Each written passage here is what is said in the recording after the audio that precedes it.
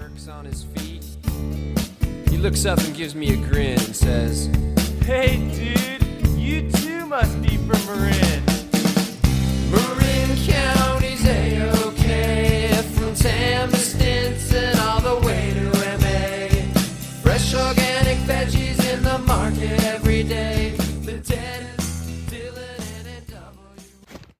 Welcome to the Run TMC podcast. That is the Run the Marin County podcast about basketball based right here in Marin County, California.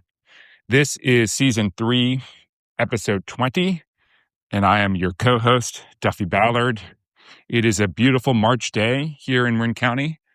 I am up on the Sleepy Hollow Terralinda Divide, Dave, and walking as I do a voice memo to you.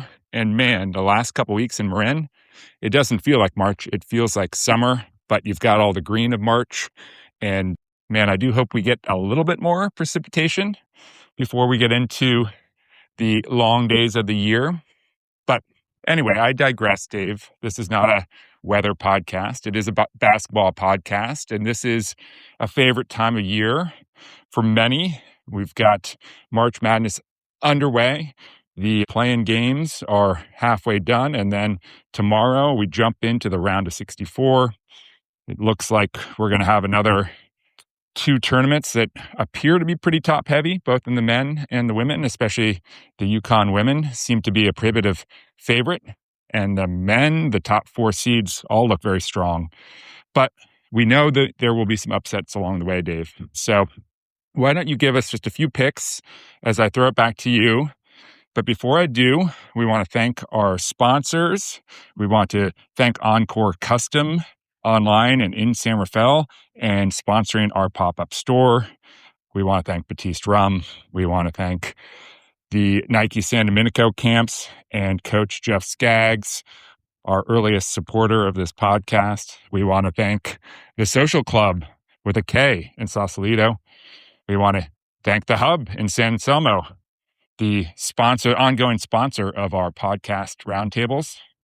More about our sponsors in just a moment.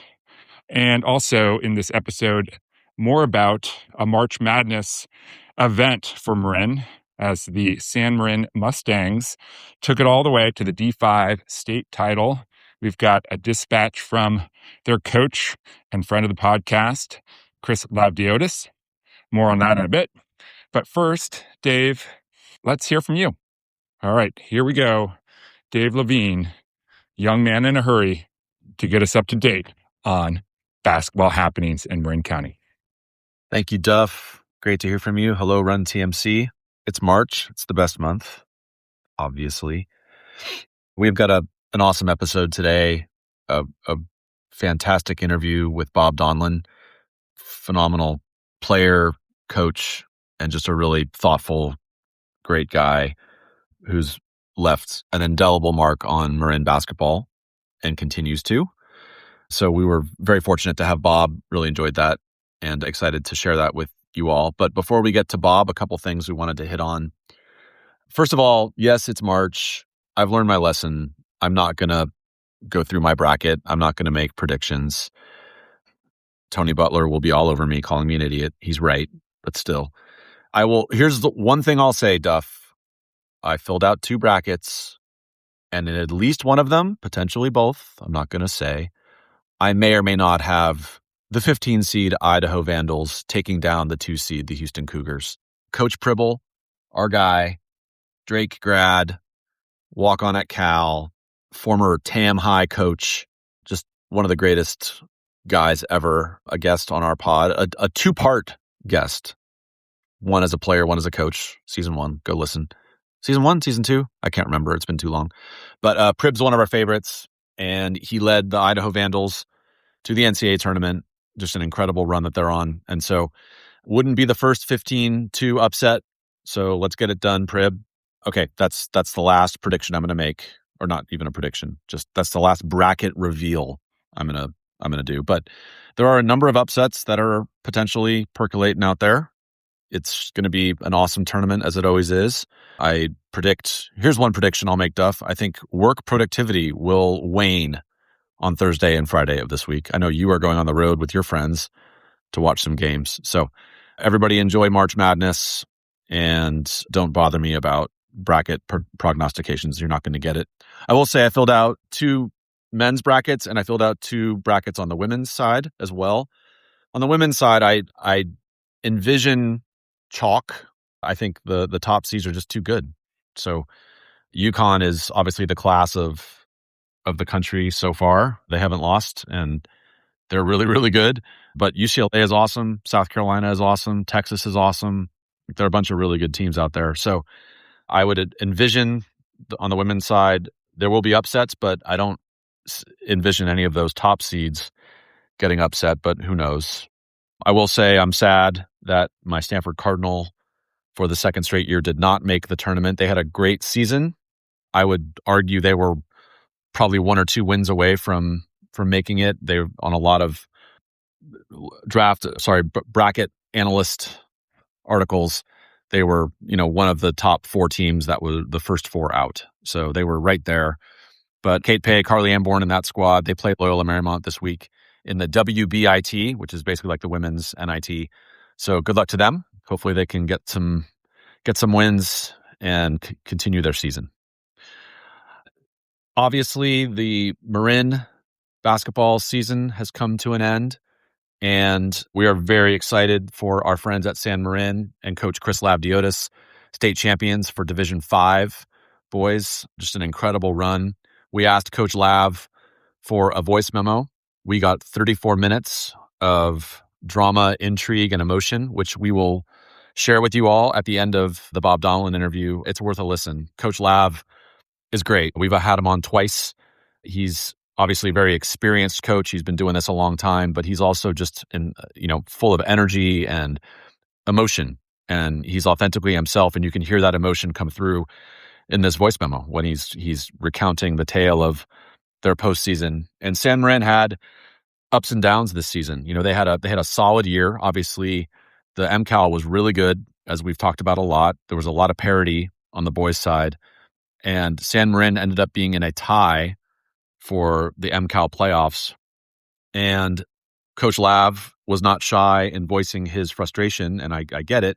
There was no opportunity for a play-in game. So the way that they did it was they looked at, people know more than I, but my understanding is it first looked at some head-to-head stuff, and then beyond that, if there was still a tie, there was a random draw at the beginning of the season, and San Marin drew a low number, just literally luck of the draw.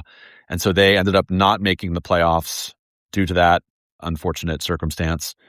But as Coach Lav talks about, they obviously were eligible for NCS. They made it, and they go from not making the MCAL playoffs to a 3rd place finish in the NCS, which got them into the NorCal tournament, a good seed in D5 for NorCals, and they ride that all the way to a state championship. And there's debate about the system and how it works and competitive equity, and there's always going to be people who like it, people who don't like it, and I think the system will forever be changing. But the bottom line is the kids and the coaches, when it comes to, NCS and NorCal, you're put in a bracket, you're given a schedule, and you got to show up and win the games that are in front of you. That's all you can do. And that's what San Marin did. And they just kept winning. And even when they lost to Mission San Jose in the NorCal semifinals, they then had a do or die 3rd place game. They win that. They make it to NorCals. And at that point, it's win or go home. And as Coach Lav walked through that whole experience, they just kept winning right down to going to Sacramento and winning in that big arena at Golden One Center and, cutting down the nets, hanging a banner in Paul Faribault Court. So congratulations to the San Marin boys, to Coach Lav and his staff, to all the parents and the rooting section and the students who supported the team.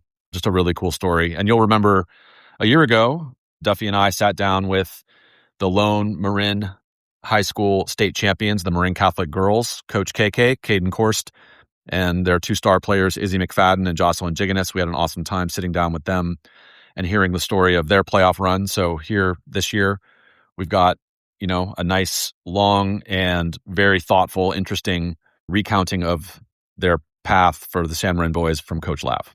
So congrats to them. But first, we're going to hear from our sponsors. And then, Duff, I'm going to kick it back to you. And we're going to get into the Bob Donlan interview, which, again, really worth listening. Coach Donlan is amazing. Back to you, Duff. And thank you to our newest sponsor, the Social Club. That is the Social KLUB, a modern indoor playground in Sausalito for kids aged 0 to 7. It is designed for play, exploration, and creativity. By day, it's a beautifully curated play space where kids can burn energy and parents can relax. That sounds great if you have little kids. And after hours, it transforms into a hub for adult classes, workshops, and events, bringing the same sense of community to grown-ups too. This is co-founded by Tessa White, who is a big fan and now a sponsor of the podcast. Thank you to Tessa. And you can find the Social Club at 2650 Bridgeway in Sausalito, California. The Social Club is also available for rental for parties. You pay the rent, then there is the party, and the rest is gravy. The Run TMC podcast is also sponsored by The Hub in San Anselmo. With plenty of parking and new Tesla charging stations at Red Hill Shopping Center, The Hub is the go-to burger spot where locals come to dine, drink, socialize, and sponsor Run TMC podcast roundtables. While their 100% grass-fed burgers are divine, the menu also features healthy salads made with local produce, vegetarian and vegan options, and the best crispy chicken sandwich in Marin. Amen to that. With 8 craft beers and ciders on tap, plus hand-spun milkshakes, there is something for everyone. Big thank you again to Jerry and Rebecca, to Jake and Dexter Beers, and all of the Hub staff that welcome us to the Hub for good food and good company and above average podcasting. Thank you again to the Hub. We are sponsored by Batiste Rum. Thank you to our friend John Lawson for supporting us again. Batiste Rum is imported in bulk from the French Caribbean before proofing and bottling in Napa. It's made from 100% sugarcane juice, not molasses or syrups like other rums, so it's light and dry with a clean, not sweet taste, making it perfect for mixing your favorite cocktail. Its production process has been third-party verified as being carbon negative without relying on purchased offsets, so you know it's done right. Find Batiste Rum at fine local retailers like United, Nugget, Total Wine, Marin Beverage Outlet, and more, or ask for it. Check it out at Batiste Rum, that's BATISTERHUM.com. And please always drink responsibly. Thanks, John. You know, Dave, we've been seeing a lot more teams in the Bay, and especially here in Marin, repping Encore Custom lately. Their uniforms and warm-ups are totally legit, and I'm not just glazing on a spurious level here, Dave. This is real glazing. Good vocab word. Love the spurious. Exactly, Duff. Couldn't agree more. Most teams have been stuck with the same kind of template uniforms that everyone else has been wearing, but Encore is a place that actually lets teams build something unique to their style and brand. Yeah, bespoke, just like our Run TMC tees that are coming back again, Dave. Vortex fabric, which is awesome. So yeah, whether it's basketball, volleyball, lacrosse track, even full sideline sets for players and fans, they'll design what you need with your colors, your graphics, your vibe, and the quality is next level. So check them out at encorecustom.com or stop by their Santa Fe headquarters on 4th Street. Duffy and I have spent a lot of time in that location hanging with our friend Neil. If your program needs new gear for the season, Encore is the move. Thank you, Encore. We love you. Word. Thank you, Encore. Thank you, Neil. Thank you to our sponsors. And thank you, Dave, for your non-NCAA predictions that ended up turning into some NCAA predictions. You snuck them in there. Very nice. You want a little chalk on the girls' side. Yes, huge props to Coach Pribble and the Vandals. And, it's going to be a tough matchup against Houston, but you never know. It is the tournament, and they are dancing for the first time in his head coaching career. So super happy for him and that program and their run through the Big Sky tournament. And so next, Dave, let's get into Coach Donlan, who before he was Coach Donlan was prolific basketball player Bob Donlan. You're going to do a bit of a quick intro, and we also get into a lot of his bio in the interview. We will have Coach Lav and San Marin on at the end, and maybe in a future episode, Dave, we will come back to the idea of perhaps some tweaks to the postseason and the idea maybe of keeping teams closer to their base divisions. We've heard about this from Tony Butler and others, but you're absolutely right. San Marin took the bracket that was in front of them, and they came out and just took it to the house, and they got better as the season went on. So kudos to them, and as you say, to the whole San Marin community. We saw they had a little motorcade on the day of the state championship. We got a video from our friend Tom Poser as the school celebrated, sending their team off to Golden One.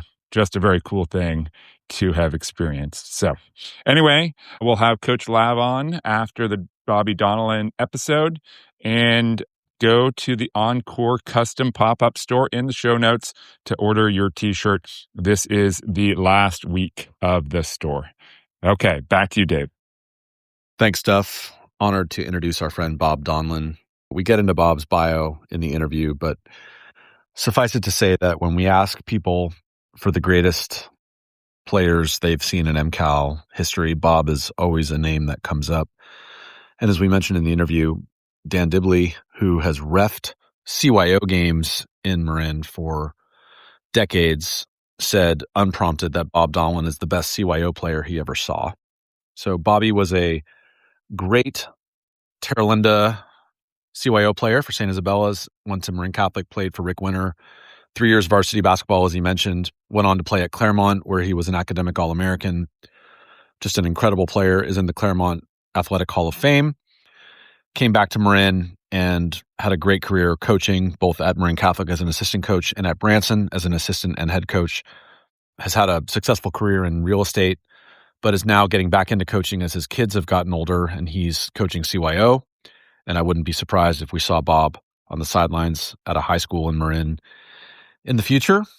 And as you can hear from the interview, just a really thoughtful guy about basketball and leadership and coaching, and very fun guy to talk to. Has been a huge fan of our podcast since day one. Has always been sporting the Run TMC shirts, but also texting us and emailing us with suggestions and feedback on our episodes. So it was long overdue to have Bob on the podcast. We were thrilled to have him. He was great. We will have him back.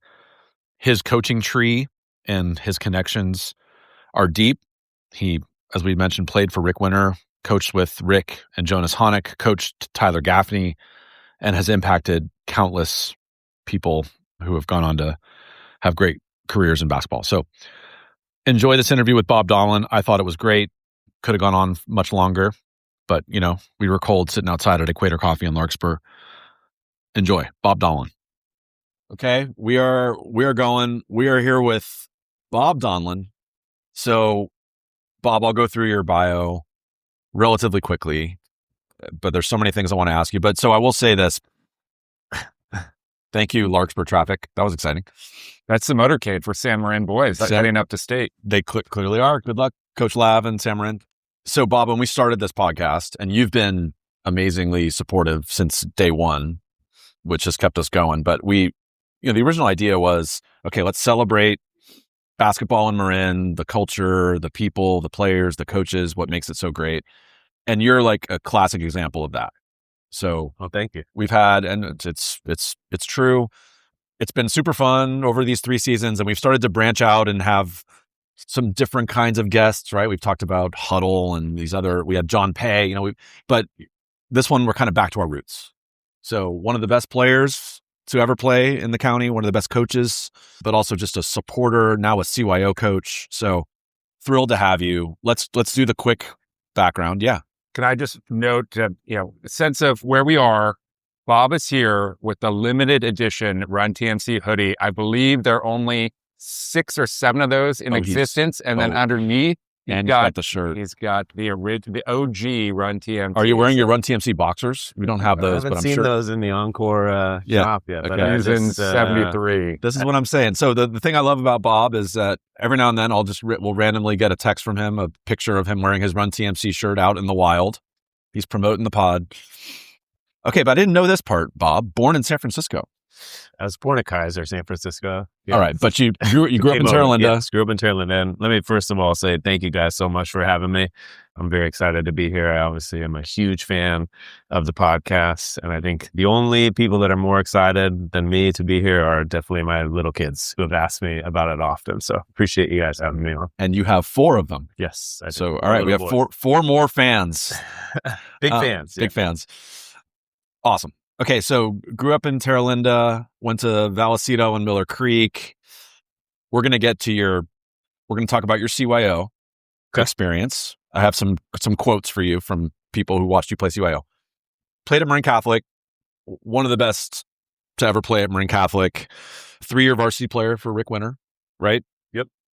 2-time first team All MCAL, was MCAL Player of the Year senior year. North Bay Player of the Year. You were All-State for D4.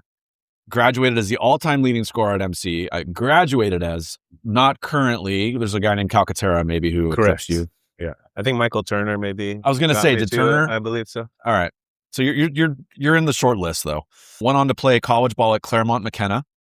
Played 4 years there. Were you All-American? Was academic All-American junior and senior year. Yeah. Okay. And you are in the Claremont Hall of Fame. I'm in the Claremont Hall of Fame. Yep. Along with our friend Tyler Gaffney, Yes. who you coached. We'll get to that. Okay. So after college, moved back to Marin. You started a career which you've continued in residential real estate. Bob is the man for Marin real estate. We'll hit on that, see where he thinks the market's going. But then you also, when you moved back, you got back into basketball and you went into high school coaching. And so you coached with Rick Winter at MC for a couple of years. You then joined Jonas Honeck at Branson as an assistant coach for a couple of years, some amazing teams. And then you took over and were the head coach at Branson for 2 years. But then you made the tough call. You stepped away. You married, raised a family. You have 4 kids, as we talked about. You kind of focused on career and life. But in the last couple of years now, as your kids have gotten older, you've gotten back into coaching on the CYO level. Yep. Which, as I've mentioned to you before we start recording, is the gateway drug. That's how it starts. Be careful. And so anyway, so many things we want to talk to you about, but just thrilled you're here. Let's start with you as a kid and playing CYO. So Okay. First coaches, was your dad a coach? My dad and another parent coached my 4th grade St. Isabella's A team. It's really fun experience. We wound up tight game at St. Vincent's. I remember it still in the Nice. championship game against St. Sylvester's. We were the 4th grade A CYO champions. All right. So who was on was that St. Sylvester's? That was my old CYO team. Funneled into Santa Fe High. Correct. Yep. No longer, St. Sylvester's no longer Right. exists, but those CYO games were so fun, man. Yeah. It was the start of a great rivalry with Chio Taylor, who was a Yep. NFL superstar. Great player. Started in 4th grade. So yeah, it was a lot of fun.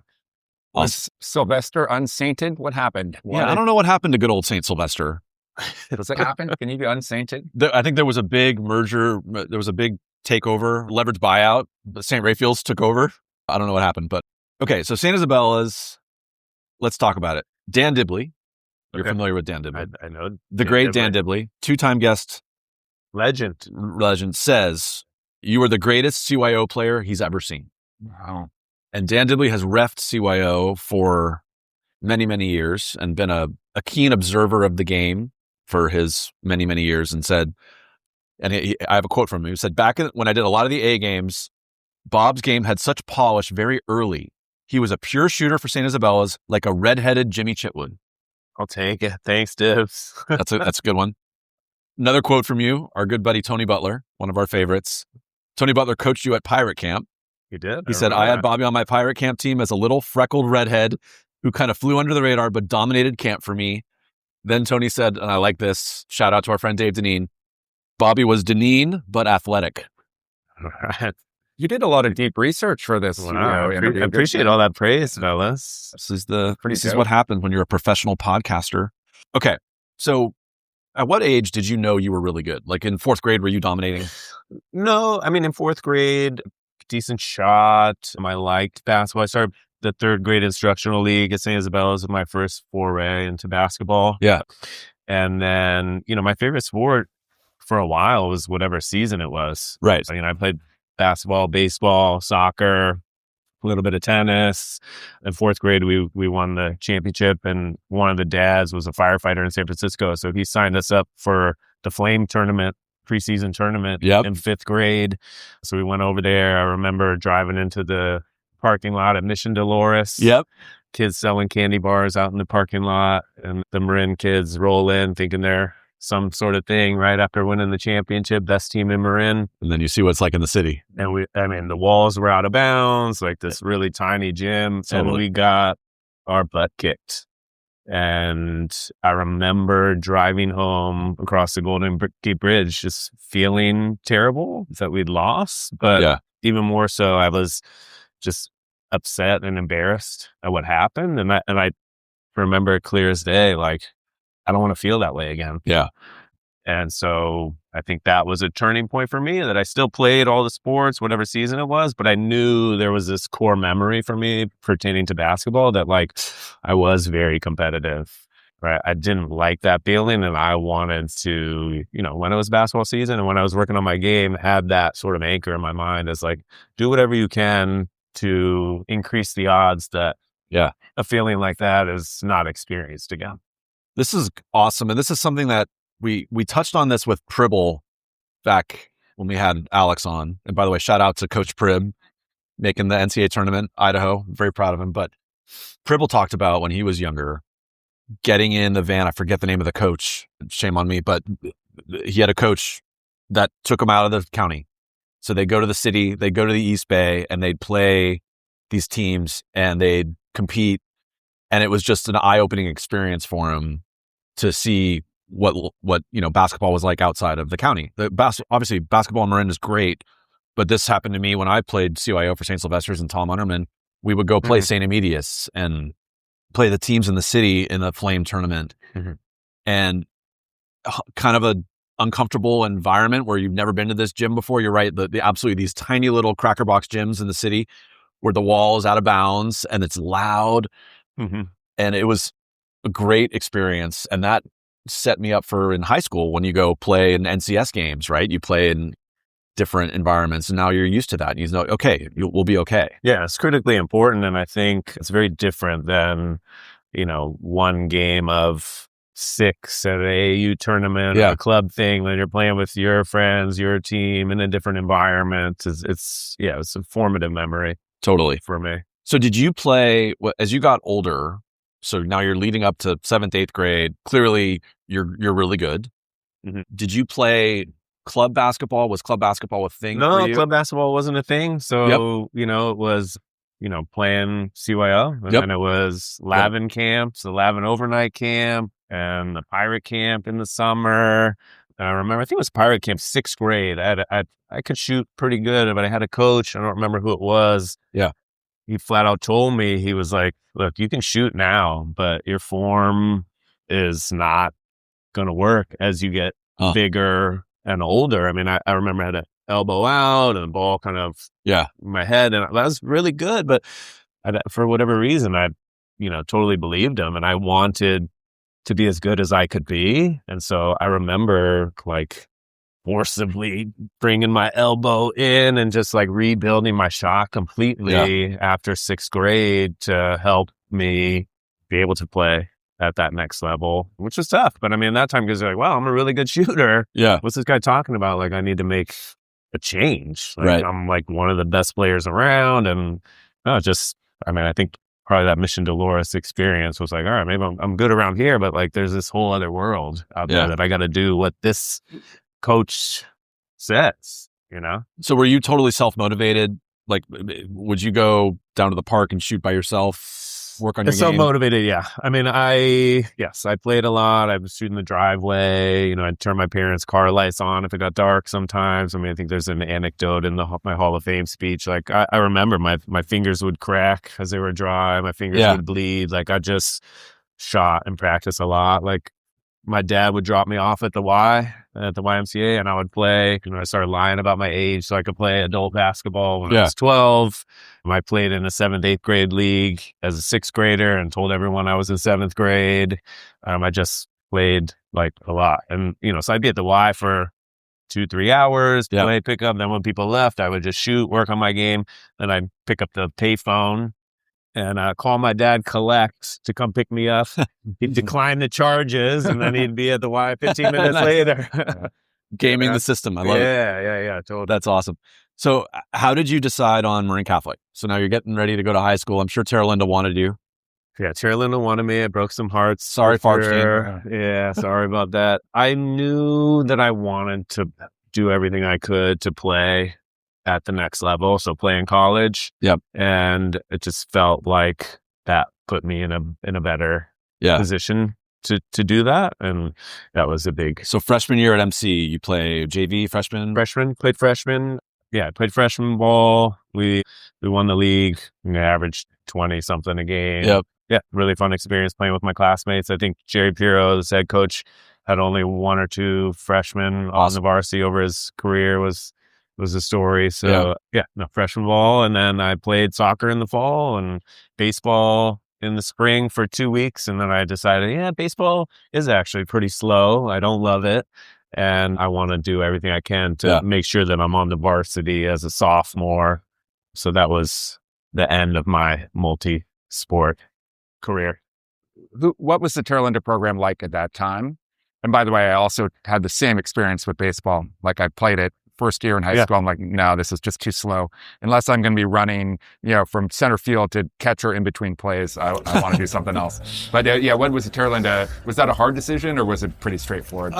It was on one level hard because I was going into a totally foreign environment. Sure. I was from a public school kid.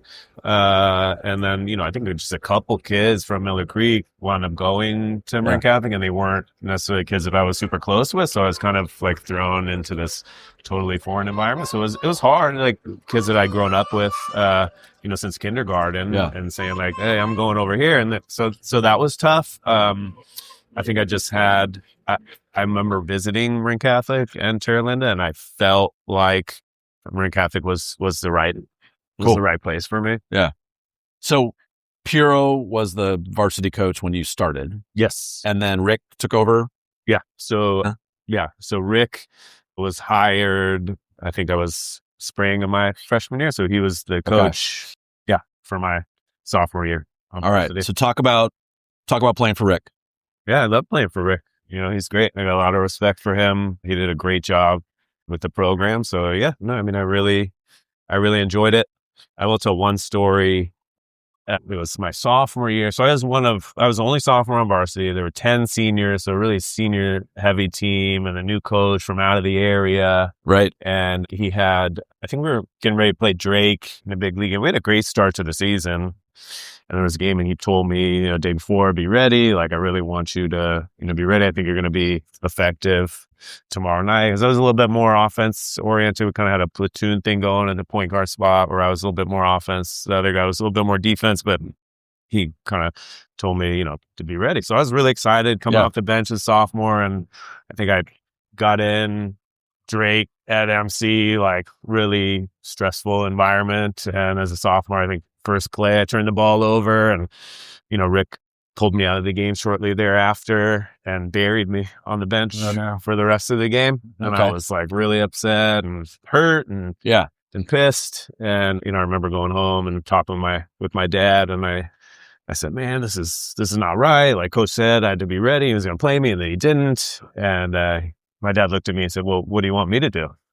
And I looked at him, I said, well, I want you to talk to the coach. Like, this is ridiculous. He can't treat me like this. And my dad looked at me and he said, Bobby, if you have an issue with what happened at the game, then you need to talk to Coach Winter about it and deal with it. Yeah. And talk about like core memories. Like for me, that was like such a definitive moment in my development. And I remember the next day before practice, Coach Winter is taping my ankle, and I'm a, 155-pound sophomore, like skinny, nervous, like trembling in his office, talking to him and basically saying, "Hey, coach, you said you were going to play me and then you didn't." Like, I was so scared, and Rick handled it great, like you would expect him to, and said, I just, in that moment, the game went this way. I just felt like it was the right move. We had a good talk about it and, sort of changed my path forward, I think.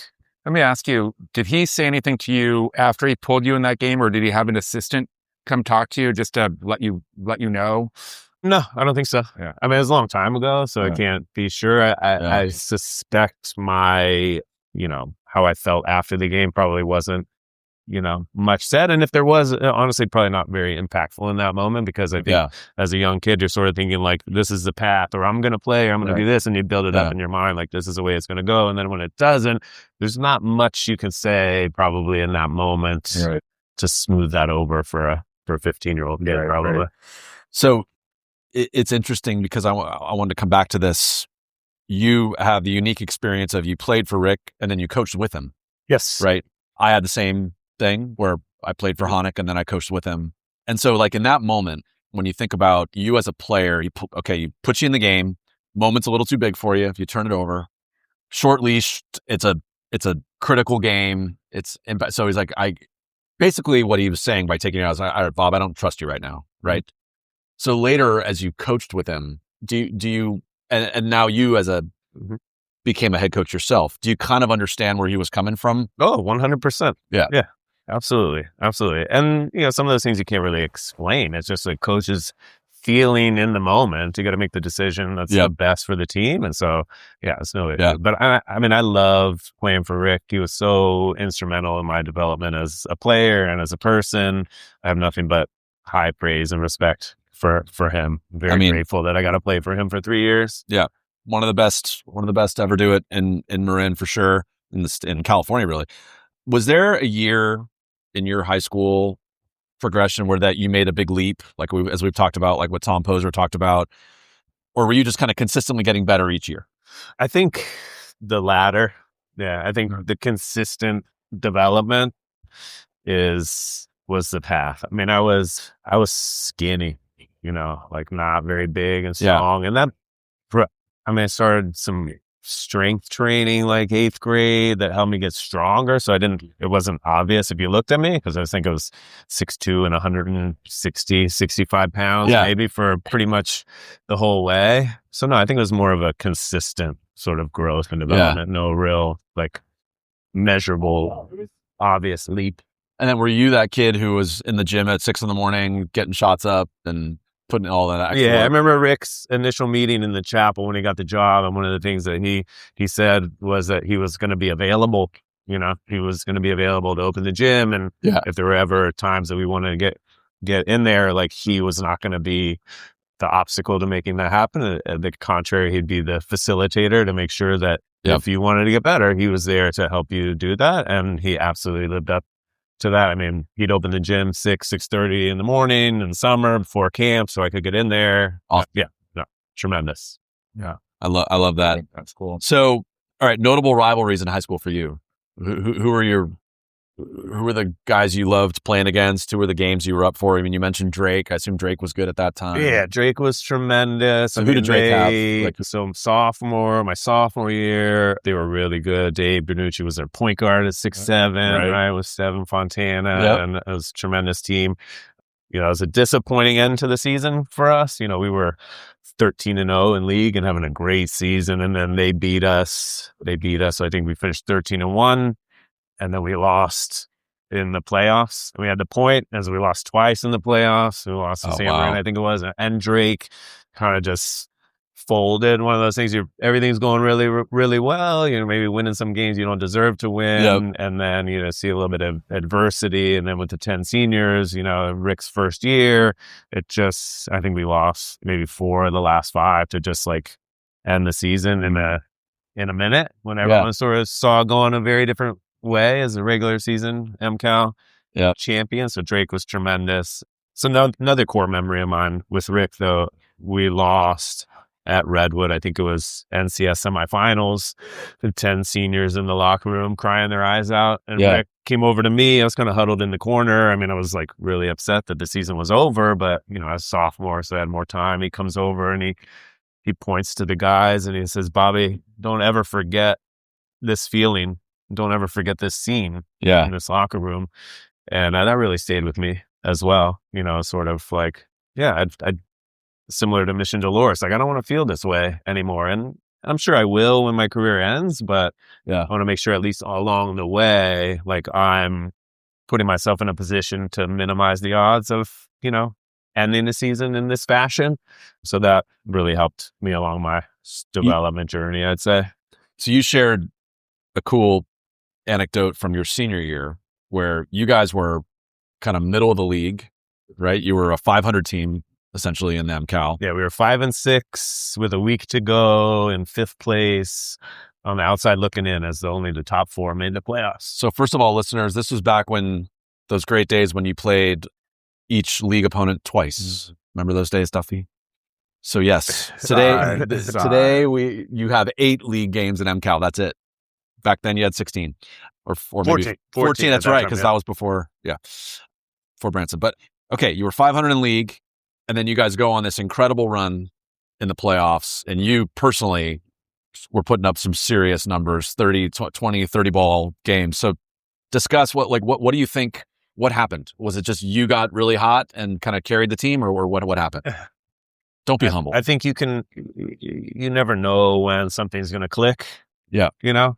And I had been hurt, so I broke my foot that summer. I was coming off foot surgery, so taking some time to sort of like get in shape. We lost a couple, like we lost at the buzzer to Novato. We lost another 1-possession game. So things like hadn't been going our way. And then we had a good week, but going in the playoffs, we were 3rd and had lost to San Rafael twice at Redwood. And I remember this too at Redwood. So the scene of a couple years earlier where the season ends for all those seniors, and I was really nervous. And before the game, I was like, this could be my last game, MCal game. You know, hopefully we get into NCS, but this could be it. Yeah. I remember throwing up in the bathroom at Redwood. I'm very nervous. And then I was like, all right, well, this is the game. And we are not losing. So I came out in warmups and just completely locked in. I said, it's going to take a Herculean effort to send this team home. And that's what we're going to do. We're going to send them home. We're not done. And, you know, the team just clicked. You know, we gelled. I mean, sure, I had 32 that night.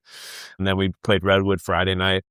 At Redwood, packed house, flags, you know, MC rivalry is real and has been real for a long, long time. They were very good.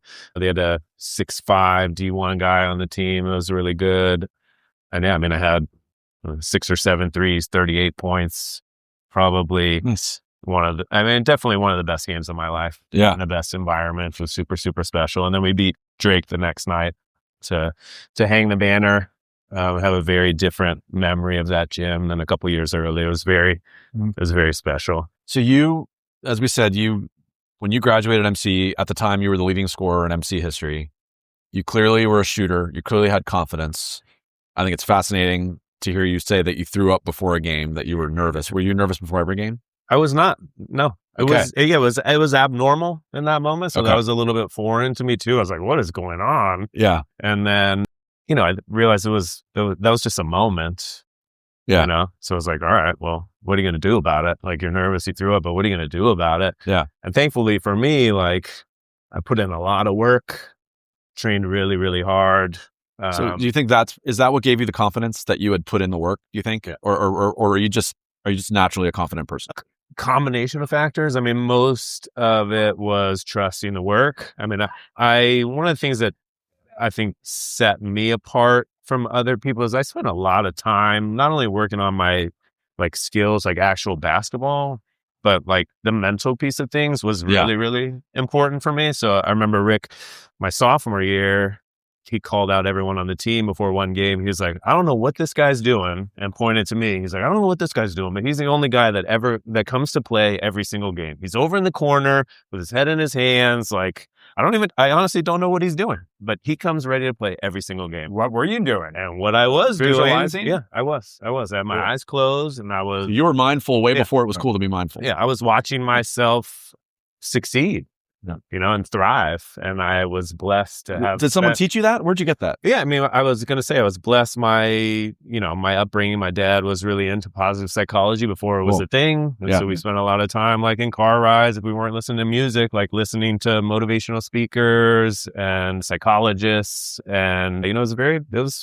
great for me. So like part of the Sarah Fell thing too is, I remember watching an American U.S. Olympic team psychologist tell some stories. And one that I loved, he was telling a story about Mary Lou Retton, the gymnast. And he was saying, well, you might be wondering what she was thinking before she went for her vault. And I can tell you because I was right next to her as the team psychologist. And he tells the story. He's like, she patted her leg and said, "You've got this, Mary Lou. When the pressure's on, I get better. Need a 10, got a 10. And then she goes and lands the ball for a 10. So coming out of that locker room, Sarah Fell, I was like, you know what? When the pressure's on, I get better. And that was one of the things that I just fed myself consistently in tough moments. It was like, pressure's on, I get better. When they get tired, I get better. What about in-game? If you miss a couple shots, you're scuffling a little bit, did you have any tools for yourself, say, for example, you're still on the floor, so you got to kind of get yourself right without being able to go to the bench and like visualize. Yeah.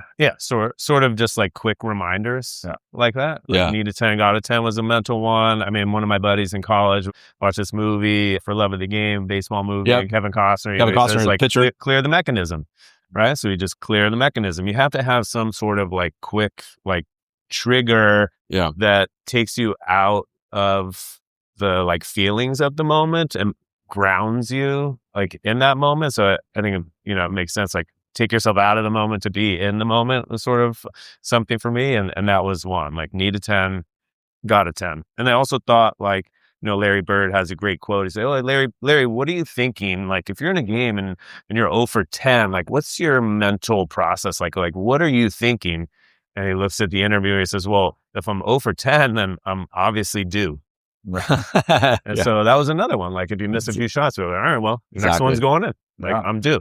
Progression to the mean. Yeah. I, as a fellow shooter, if I've missed a number, I'll be like, I'm going to go get an offensive rebound. Like that's kind of like, I'm going to go do a hustle play. Yeah. And then I'll probably dribble it back out to the 3 and shoot it. Yeah. No, I think just in terms of basketball, always a great thing to do. It's like, if the shot's not falling, find a way. I always like to find a way to the free throw line, offensive rebound, put back, that like visual of seeing the ball go in the basket is like, there's nothing quite like that. Yeah. We have a friend, Charles Hovler, who's been on the podcast. He's great. He played with me at Branson. He was a great tennis player, 4-time national champion at Stanford. And we do this shooting drill. Duff, Charles and I and a couple guys would get together, typically during COVID, and shoot hoops. And there's a drill where it's one shooter, guy under each basket. It's a full court drill. One shooter, you go from 3-point line to 3-point line and you shoot and you try to make 5 in 1 minute. And some of us could do 5, and if you're Duffy, you could do 5 in about 24 seconds. But so you shoot, and then you go sprint to the other end of the floor, shoot. And I would do it, and I would shoot, and I'd watch, and I'd see, okay, I made that one good. Now I'm going to the next end and shoot. And Charles would do it, and he was amazing at it. He would shoot the ball, and then he'd turn around, and he wouldn't even watch it. And he would talk about after the drill, it's like, I shot the ball. There's nothing you can do. The ball's in the air. It's going. You can't change that. All I can focus on is the next shot. And it's kind of a tennis mindset of this.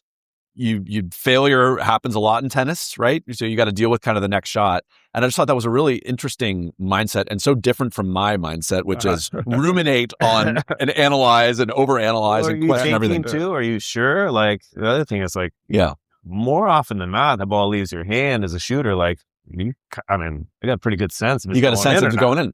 Totally. Totally.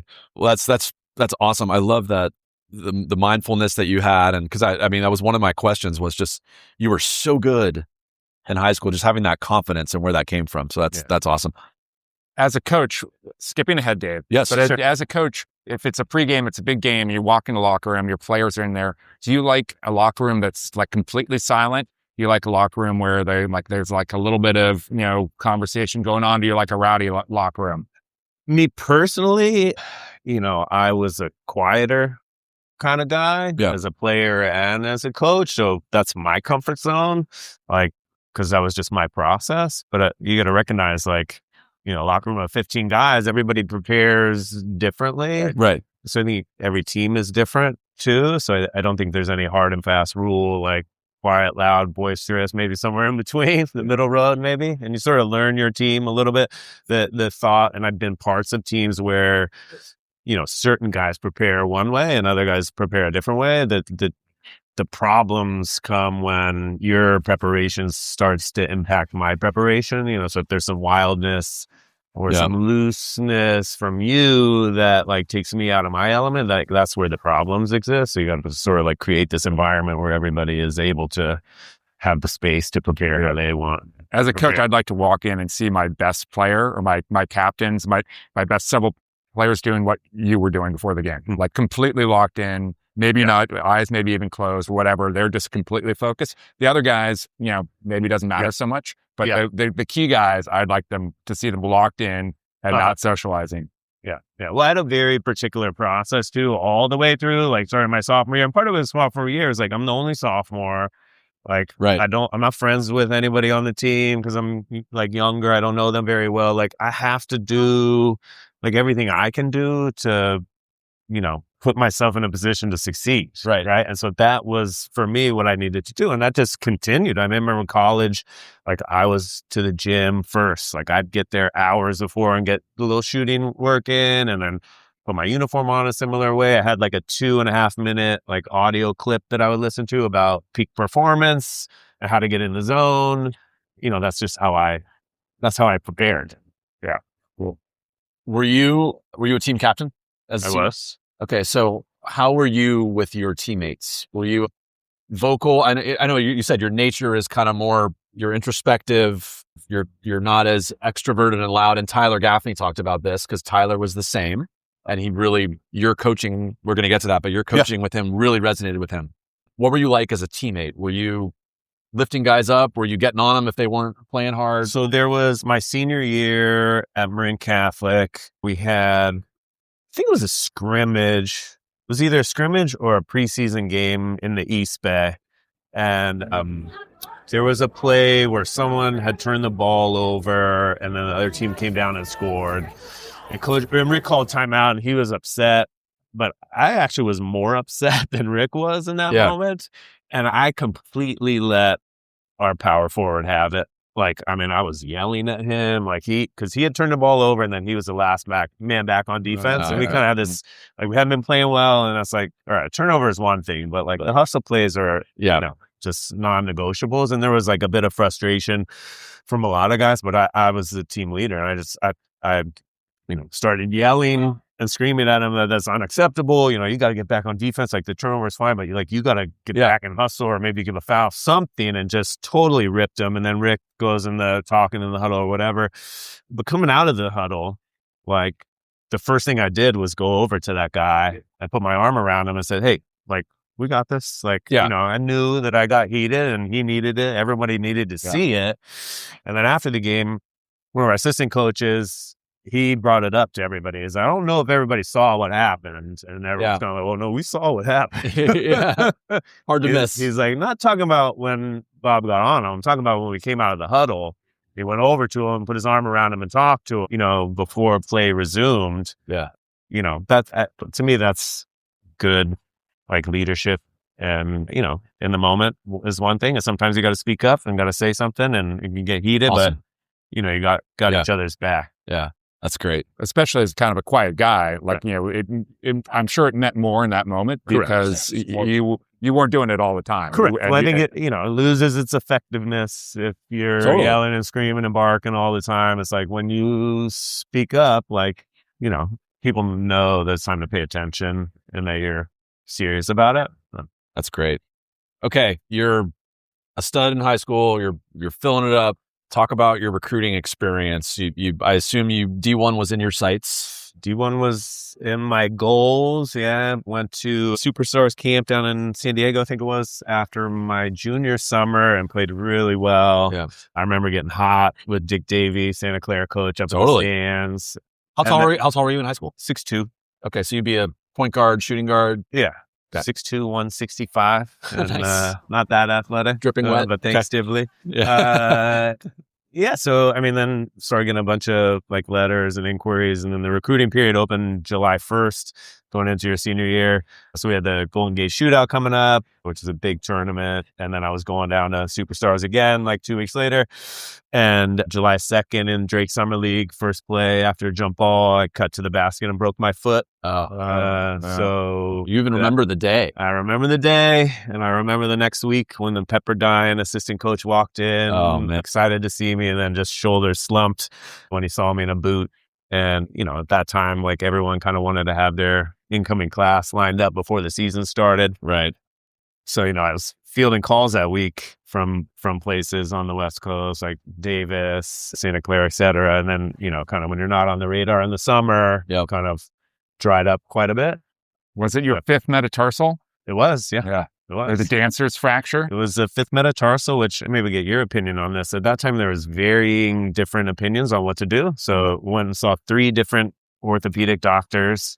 Every single one had a different opinion, including the one where I asked, because coming up your senior season, very important, right? And you're like, you want to play with your friends, the end of your career. I was like, all right, if Michael Jordan, I remember asking him, I said, Michael Jordan was sitting across the table from you, like, how would you treat him? And the doctor said, well, I'd treat him the same way that I just described to you. And I was like, okay. And so it was funny. One guy was like, oh, you're in a walking boot for 6 weeks, you'll be fine. Another was, you know, more aggressive, like surgery, casting or whatever. And then third one was surgery. I wound up having surgery. Everything went great. I was back in time to play past the recruiting window. So the Bambauer tournament, we played first round, home team, 8:00 game. We lost to Liberty from Washington, I think, one of Rick's former players. They had really not a great season that year, but they beat us in front of everybody. Yeah. Because it was an 8:00 game and everyone was like, oh, this is the year we want to see, first chance to see MC, and we lost. And so then we get the, 9:30 or 10:00 a.m. early game the next day. I'm like, man, that's not how we thought things were going to go. And so, we play. I played all right. After the game, this coach comes up to me, introduces himself. He said, I love what I saw out of you. And it was Ken Scalmanini, who was assistant coach at Claremont. Yep. And, I don't know if he'd been watching me before. His parents were in Nevada. He was home for a little break and came down to the gym to check out hoops. And that kind of kicked off this amazing path that I couldn't envision. Maybe he doesn't go to the evening game the next night, or maybe he does find me. I don't know. Started this journey that has been so magical. Claremont wasn't on my radar. I didn't even know the school existed.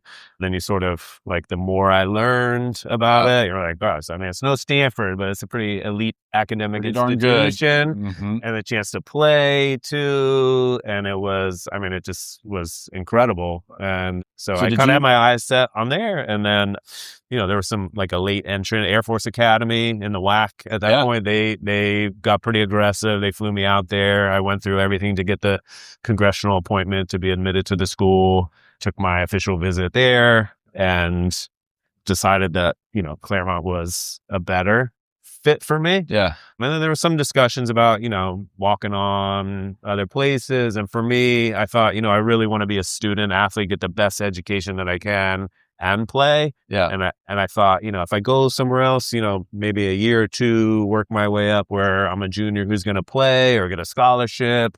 It was just a lot of uncertainty for me. And I didn't have these sort of like dreams that I needed to be a D1 player on my resume. Yeah. I kind of was confident enough, I guess, in my abilities over time that like, I know that I could have played at that level and have played against enough guys that did that, I didn't need You don't regret it? I don't. Not at all. Yeah. Not for a second. Yeah. Not 1 second. So what was freshman year like for you? Did you come right in and contribute, or was there an adjustment for you basketball-wise? Yeah, so there was a big adjustment. I think what a lot of people don't understand is there's a huge adjustment physically. Yeah. Right. Like, so I'm 18, 6'2", 170 pounds maybe at that point. Okay. And, you know, On some weight there. I remember practices were tough because, you know, I Yeah. got guys that have been in the weight room for 5 years and are strong and physical. And so the game's faster, it's quicker, but like the physicality of it was a big piece of it, just the day-to-day grind at practice. And some of these, like, frankly, like juniors or seniors are like, oh, this is the hotshot freshman recruit, like not on my watch. Like I've been here for several years, like I want to play. And people are competing and fighting for playing time. So it was definitely an adjustment. We flew to Chicago for our first preseason tournament, kind of not knowing what it was going to look like. Yeah. You know, everyone kind of knows how practice is going and where you are, but you don't know, like, you know, how much time are you going to get? Are you going to get time? Like, and the day before we left for Chicago, I rolled my ankle at practice and I was like, great. Oh, geez. Great. So who knows now? So we get out there, first game. I think it was the second or third guy off the bench. Catch the ball in the wing, left wing. I remember it clear as day. Catch the ball. I'm open. Take the shot. Over the rim, hits the backboard long, just totally amped up on a First shot of your college career. First shot of career, not an air ball because it hit the backboard, but very clear miss. So we had 2 or 3 games out there, and it was fine. I got a little bit of time coming off the bench. I think it was second guard off the bench. We had a JUCO transfer with a junior. It was a little bit more experience, so he played ahead of me. But he, unfortunate for him, fortunate for me, Thanksgiving got food poisoning. On Thanksgiving. So we played a game the next day in a little Thanksgiving tournament at Claremont. So he's out. So they gave me the start. So my first collegiate start, game 3, I think game 3 or 4, had 22. Nice. And I guess, as they say, the rest is history. But I think I started pretty much the rest of my collegiate career. So was Coach Scally your head coach? Or So Scally was the assistant coach. So David Wells was the head coach, longtime coach there, and he had some health issues. So he took a medical leave of absence after 3 games, cancer, and they had Scally was tabbed as the interim coach that season while he was hopefully recovering from his illness. And then it wound up being after the season they made the switch that Coach Wells stepped down, and so Scally was officially the head coach. So after that first year. So Coach Scally's name's come up a lot. He's a legend. He's been there forever. And describe his coaching style. Intense and loving. I think from the beginning of the recruiting process, you could tell that this was a man that cared a great deal about the game of basketball and about his players. Yeah. Very enthusiastic, very, very passionate about, like I said, the game and his kids. So he was great to play for. I think I told recruits that would come, it's hard not to like work hard, compete when you see this type of energy and enthusiasm from the head of the program. So it's nothing but great things to say about him. Was he a defense first guy or an offense first guy? Defense first, for sure. Yeah. I mean, we ran motion offense, but defense was definitely a priority, which was took a bit of an adjustment for me because, you know, scoring 20 something a game at MC, it's like you sort of like, as a coach, find ways to save your best player a little bit. So you're not playing the other team's best defensive player for the entire game while you manage the load a little bit. So my freshman year, I remember, you know, Coach Scally would take me out in crunch time sometimes, you know, defensive offensive switch, which, you know, was new to me. And so we, similarly to when I talked to Rick, you know, I went into his office and said, Coach, tell me what I got to do. Yeah. I don't like this. Like this is not, this doesn't work, basically, you know, it doesn't work, like, not from a standpoint, like it's not right, but from a standpoint of like, I'm a competitive guy. Like I'm not going to sit on the bench and watch us lose. And I'm not going to sit on the bench and watch us win either. Right? It's exactly. Like, what do I need to do to make it tough for you to take me out is basically what the conversation was. You know, you need to work on this, and this. And it was like, okay, boom, done. You know, it was maybe a couple game adjustment, and then that stopped. I think he recognized like I was probably a better defensive player than he believed, or I was even showing, and I cared a lot. Obviously, You got anything else on Claremont? No, let's move on to Coach Donlan. That's what we're going to do now. Okay, so you have a great career, obviously Hall of Famer at Claremont.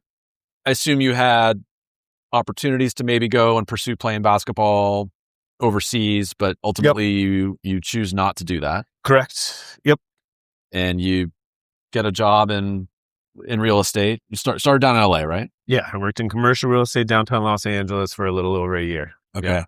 And then you come home and you're working in real estate up here. And then you go back to the lovely Marin Catholic gym and you work with your friend Rick Winter, and you're an assistant coach now. Discuss I think that it started, experience. I was back and starting work, and I sort of went to Rick and said, like, hey, I'm back, I'm around, would love to help out when I can. It wasn't that I was at every practice initially, kind of come in and help when I can. And he was great about it. And then, I think it was the next year sort of like started to instill some motion offense ideas and concepts from Claremont. I don't remember it was that year or the next year, sort of like was handling a lot of substitutions. So what years? This would have been 2003 to 2005, 6, I think. Okay. And how was the MC team at that time? Really good. Really good. Yeah, it was really good. Michael Turner. Oh, Turner. His team. Yeah, it was really good. Khalil Bell. Right. Yeah, it was really good. I got to help with the game prep as well as a scout team. You played on the so scout I got to team? play a few times at practice, and the young bucks didn't really know what was coming their way. It was a funny story too. One day, I think Justin Sienna had a great player that was like pull up from half court. Yeah. And the plan was, to full deny and like pressure him everywhere. That Lee Howe? Was that it might have been Chad Lee Howe. And Khalil was going to be assigned to them. So Rick told me the day before, he's like, hey, like I could use you tomorrow. I was like, okay, I'm ready. So I think I showed up to practice in my Charles Barkley throwback Suns jersey. Sweet. Ready. And, I'm 23, I think, in great shape and like really looking forward to this. And I mean, I lit Khalil Bell up so hard that day, and he was pissed. But Khalil's a D1 football player, played in the NFL. Yeah, and he didn't love it. And the next day, credit to him though, the next day getting in the van, he came up to me and said, "Coach, I didn't know you had that kind of game." That's awesome. It was fun. That is great. So, what was it like for you to get that perspective on coaching with Rick as his assistant, given that he was your coach when you were in high school? Like, was that interesting for you to see that different side of him? Yeah, it was great. I mean, I think you don't realize as a player, like how much goes into coaching, right? From the practice planning, the film watching, just everything. We probably as a teenager take it a little bit for granted and not knowing everything that it entails. So it was nice to see. And then then the conversations are different, right? You're now, in your 20s with a little bit of experience, right? And you're in the team room having conversations or going on the road talking. It was really nice. Yeah. So then you move over, you do that for a couple years, great couple years. And then you go join the great Branson School and Jonas Honeck. Discuss coaching with Jonas. Yeah, it was, they won their first state championship, and it was a sort of chance encounter at the Bay Club. I went over to Jonas and just congratulated him. And, that was my plan, just to say congratulations. Yeah. And, I hadn't probably seen him or talked to him since I was an 8th grader when I visited Branson.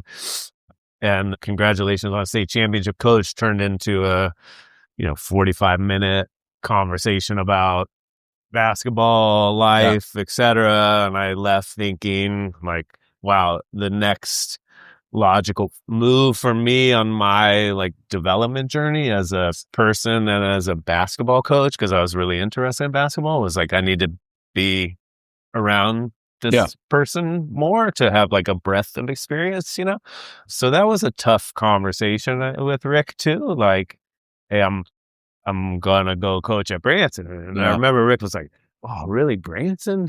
Of all places, it was a pretty big rivalry and no love lost between Rick and Jonas, right? Totally. Both super competitive guys. And I looked at Rick and I said, that's really the only place, right? Like I've had a great experience at Marin Catholic, both as a player and a coach, but I needed, something different. And I was excited about it. and also didn't totally know what to expect because I didn't know Jonas particularly well. Yeah. We didn't have a previous relationship aside from I visited the school for an hour as an 8th grader. And it could not have been a more positive Awesome experience. I mean, he was tremendous to work with. He's a phenomenal coach, even better person. Yeah. I'm just very grateful for that chance encounter at the Bay Club for sure. So you got Rick, you got Jonas, you got Scally. How does that inform Coach Bob Donlan's coaching style? Yeah, I was very blessed and fortunate to have experience with all those folks for sure. I think my whole life I've sort of been a keen observer of basketball. Yeah. But I also have always thought through things pretty seriously. Like I would watch games and I would be wondering why are they doing this, or why did they call a timeout there? Why asking those questions, and then playing for those guys who those questions don't stop, right? Because we're why do we do that? I had a great experience at Claremont, but push comes to shove, the motion offense is great, but in a tight spot, you need a few more set plays. Yeah. Right. Or you need a way to get the ball in certain spots. Right. Get the shot that you want. Claremont was I still, why do you call timeouts after you make a basket and get all the momentum when you've been struggling a little bit? And that's, different coaches have different philosophies. Yep. But for me, experiencing that as a player is I'm never going to be that coach because I know the impact that it has on you as a player. When you think, all right, here we go, we get a bucket. And it's oh, man, we're going to the sidelines. Yeah. It became a joke with my Branson kids. We'd watch Ben Howland coach, and he was notorious for doing that sort of thing. Yeah. If you don't play for an experience, you're not sure the impact that it has on you. We've discussed this very topic a couple times because there are coaches who firmly believe in, okay, I'm going to wait until a positive thing happens, then call timeout because they want the positivity coming back to the huddle. The counter is exactly what you're talking about. It's okay. Are you killing the momentum? And when a team goes on a big run and you call timeout, and now the body language is bad and the energy is bad. So I don't know what the right answer is, but it's just interesting. Some coaches feel really strongly one way, and some feel the other way. I could see in a situation where you have some of your key guys who've been playing a bunch of minutes, you can tell they're getting tired, but you don't necessarily want to take them out. Now you have a positive play. Call a timeout, bring them in, give them a minute to rest and put them back out there. That could be a scenario. Or if you really want to make a change in strategy. Yeah. Yeah. I think also at Claremont, they paid a lot of attention to minutes sometimes. It was we're going to rotate guys, or these are the 8 or 9 that are playing. So it's when you get to that 4 or 5 minutes and we're trying to keep guys fresh and rotate bodies. And it's okay, yeah, that's important. But your best players can play 32, 36 minutes a game at the college level, especially now with the timeouts and everything that. So that, mindful. Let's do a deep dive in the analytics. I'm going to ask Mr. Claudius here and see what see what I can see. Yes, please do. Another thing about Jonas, we got matching Nikes. We're working with Jonas. It's just a different level and attention to detail that really resonated with me. Just little things where the pass is, the placement of the pass. Jonas does not miss anything. Yeah. And I had thought that a lot and wondered things, or had this very high standard of what I expected of myself and my teammates and our teams.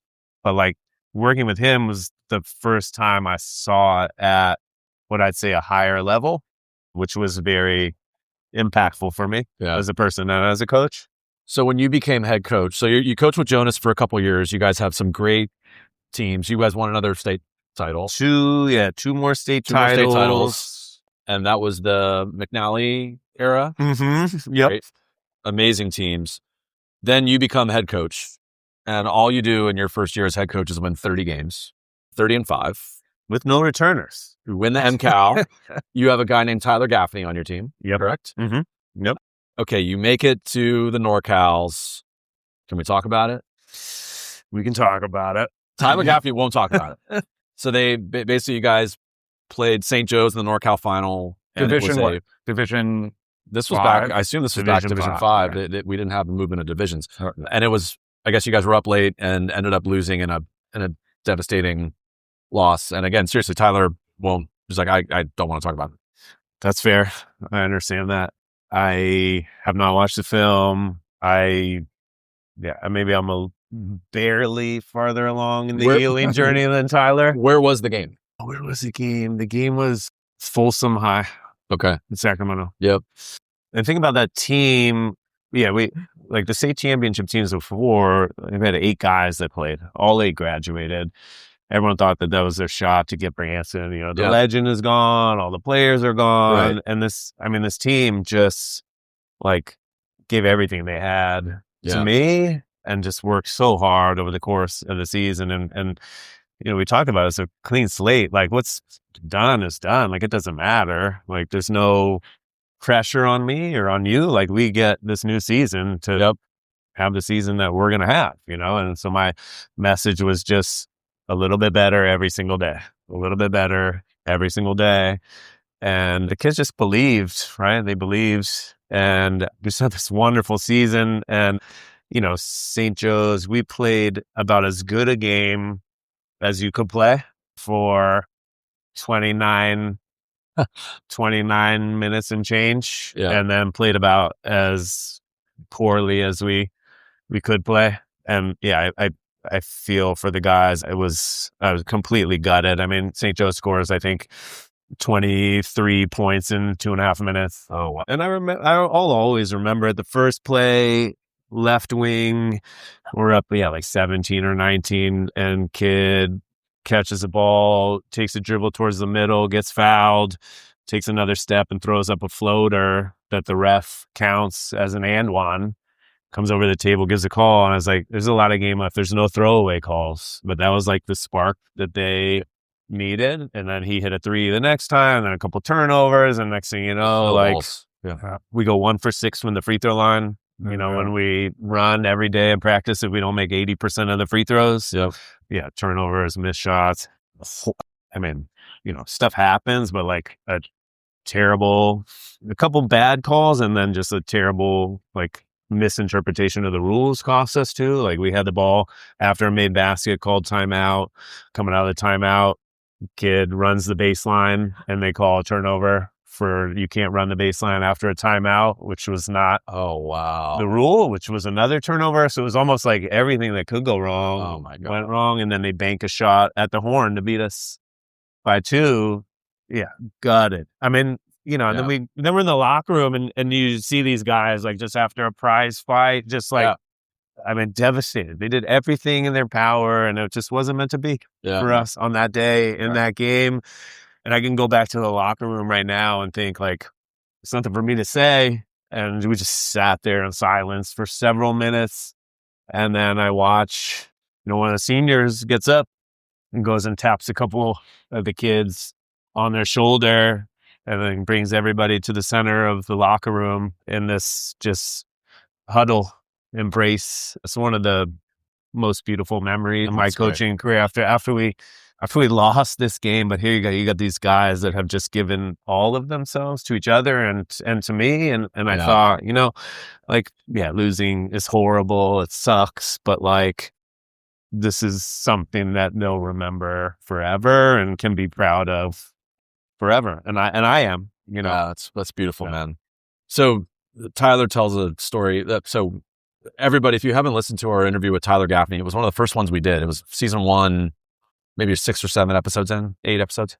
Still one of our favorites. He's just an incredible human, amazing coach, was obviously an amazing player, but he talked about playing for you and your style, and that the thing that one of the many things that resonated with him was just that you were authentically yourself. So, and that he incorporates that into his coaching, where he said he's not an alpha, quote unquote, but Jonas borrow a phrase from Jonas. Jonas disagrees. He is very much an alpha. Jonas disagrees. As am I, and but that's just exactly a different style, right? Exactly. But he said, you just had this kind of quiet, pensive, thoughtful way of coaching. And he told the story of he passed up a shot in practice one time, and you blew your whistle at Branson, going towards the right elbow. All right, so junior year. So tell the story. Yeah, Tyler is amazing. I love him to death. Was tremendous to coach. I just can't say enough great things about him. Yeah. But that particular day, he knows we're into the season a bit, and we had a high ball screen for him coming off, going to his right hand, and I had a wing on that other side there. Play that we'd run a decent amount, and he drove it off the ball screen, and there was no hedge, no help, and they hugged the shooter on the strong side. He had an open shot. Yeah, he picked it up and then looked to pass. And before he could do anything, I blew the whistle, and everyone froze. And we had 4 seniors on that team. And I went to Gabe Avens. I said, "What should he do right there?" And Gabe's like, "You should shoot it." And I was like, "Are you, as a senior captain, okay if he shoots that shot?" And he goes, "Yes, I am." And I went to the Division I baseball player, other captain. I said, "Are you okay if Tyler shoots this shot right here?" Yes. So I went to all 4 seniors and said that. And then I went to Tyler and I said, "Tyler, the seniors are all okay with you taking this shot. Everybody else is okay with taking this shot. So when you come off, this is the shot that you need to take. Not only are they okay with you taking it, but everybody thinks that you have to take that shot. Right. So you're coming off and taking the shot. And if you won't do it, then you can come sit next to me." And that was, And he hasn't stopped shooting since. I think it was an eye opener for him. Like, He scored okay. 35 against us in adult league. No, Thanks I a mean, lot. I think for him, it's like, he needed that like infusion of confidence. And it got to a point where it's like similar to the Marin Catholic story where I yelled at my teammates. Like, it gets to a point where you have to change the delivery of the message. And in that moment, that is what I did. And it resonated with him, and it changed, I think, the trajectory of his career in some level, and that team as well. I've got a follow-up question, if you don't mind. So that's obviously, you're encouraging a great shooter to take a shot. Mm-hmm. What about the opposite? What if Dave Levine's about to shoot? Yeah, but, I mean, you probably wouldn't call him out in quite the same way, but how do you teach someone better shot selection, especially at someone who might be shooting the same bad shot repeatedly in a game, an off balance, contested mid-range, fading away? It's a great question. Asking for a friend, hypothetically. That's a great question, especially nowadays with the way the game is. I think that with so many things, right? Basketball, coaching, life, parenting, like, you have to be crystal clear with what the standard is and what the expectations are from the beginning. And anytime that you waver even a little bit, then there becomes sort of uncertainty. And so, I mean, that's one, like, bigger picture. Mm-hmm. I also think, like, someone said to me a few years ago, we had this idea that a boundary is a box, right? A lot of people talk about, there's a boundary, and they view this boundary as a box. And they said to me, is that, Bob, boundary is a warm hug. And it totally changed my perspective on things. So it's not like you're restricting someone, but you're like, caring enough to say something or to provide them with this guidance. So maybe kids especially might think, coach is, hampering my style or, holding me back. But the reality is, like, if you're not comfortable with a guy shooting contested pull-up, there's a reason for it, right? Like, if I think he'd probably be okay. Like, most coaches, would be okay with me shooting a contested pull-up, right? Because I've earned their trust and have put in the work and know that, like, all right, the decisions he make more often than not are going to be good decisions, right? So those players that are shooting those sorts of shots, like, they need to have earned the trust of the coach to be given that leeway to take that shot. And I think there's a lot of expectation from kids and players that they should be able to do what they want to do. And there's like a freedom that needs to exist. And I sort of look at things as like, freedom and trust is earned. Right. And so long-winded answer. Yeah, that's good. Great That's answer. great. Okay. What are your favorite drills? Favorite drill. Coach Bob's favorite drill. So favorite drills. My favorite drill is a defensive drill with flexibility. But so I love shell. We did my 5th grade team this year. We did like shell defense every single day, pretty much, to just reinforce, like, actually introduce and reinforce the fundamentals of defensive positioning. Sure.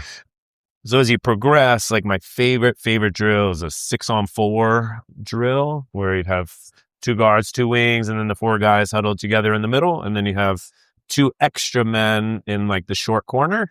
And so then you throw the ball to one of the offensive players. Everyone closes out to where they're supposed to be. At any point in that drill, the offense can throw the ball to the short corner, and the short corner's job is to catch the ball, drive it right to the basket for a layup.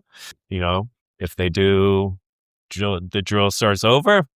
Ideally, you rotate defensively, meet the man outside the key, and force him to pass. So he can't pass short corner to short corner, but if you cut off that dribble penetration, he can pass to any of the other players, which then requires the other 3 men to close out, rotate. We did that a lot at Claremont, where it's like, you're on defense, you get 2 stops to get out, and the stops, depending on the coach's mood and reinforcement principles that day, can be everything from like, I didn't like that closeout. Yeah, you got the defensive rebound, but like Doesn't count. you're kind of lucky the guy missed the shot, right? And so it gives you the ability to, be as tough defensively as you want, and then you also can, on your second stop, you can run.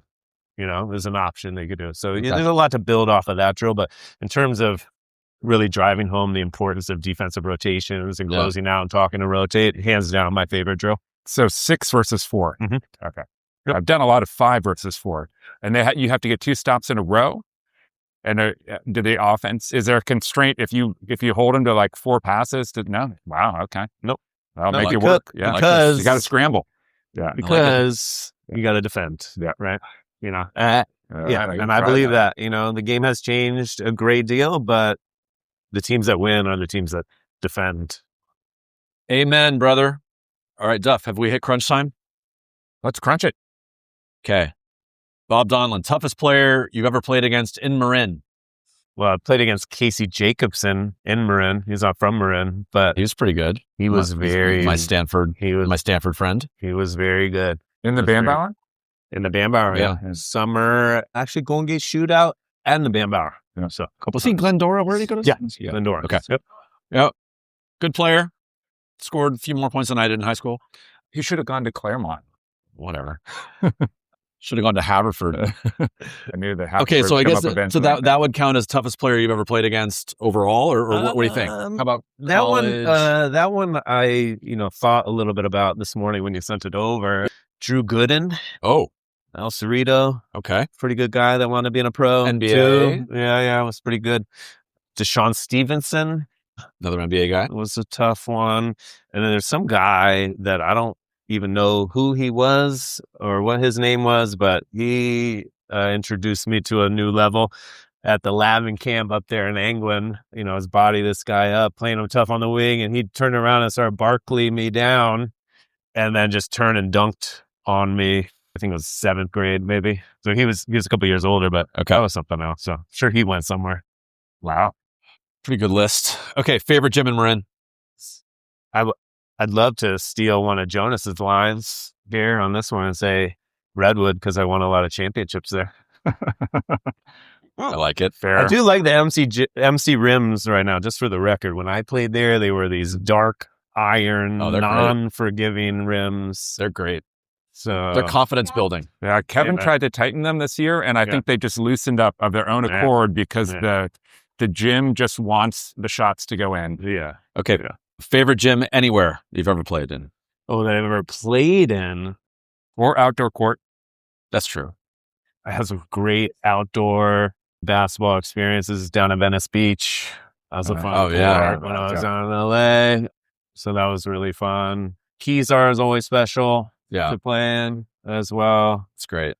We've had a couple of folks say Keysar. Yeah. It's I'd good. probably go with one of those too. Okay, give me a Bob Donlan NBA avatar as a player. So when you were at the peak of your powers, who's the NBA player that you were similar to?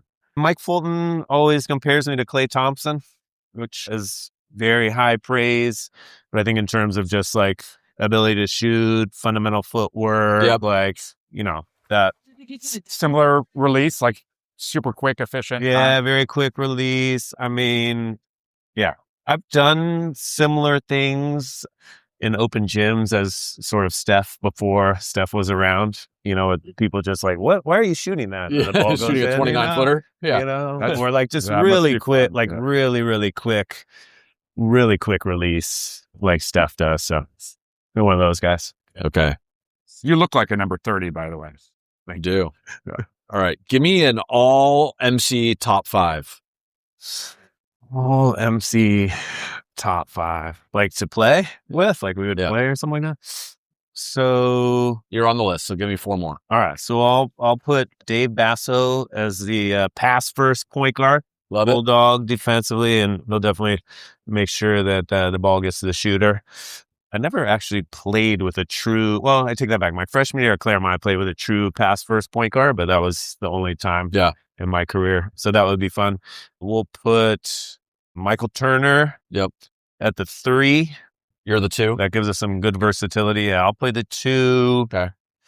Let me think. There's a guy who has an NCAA title. I don't know if he's going to make it. Yeah, I'm bringing Calcaterra off the bench in case we need some firepower off the bench. All right, Joey. Maybe the 6th man.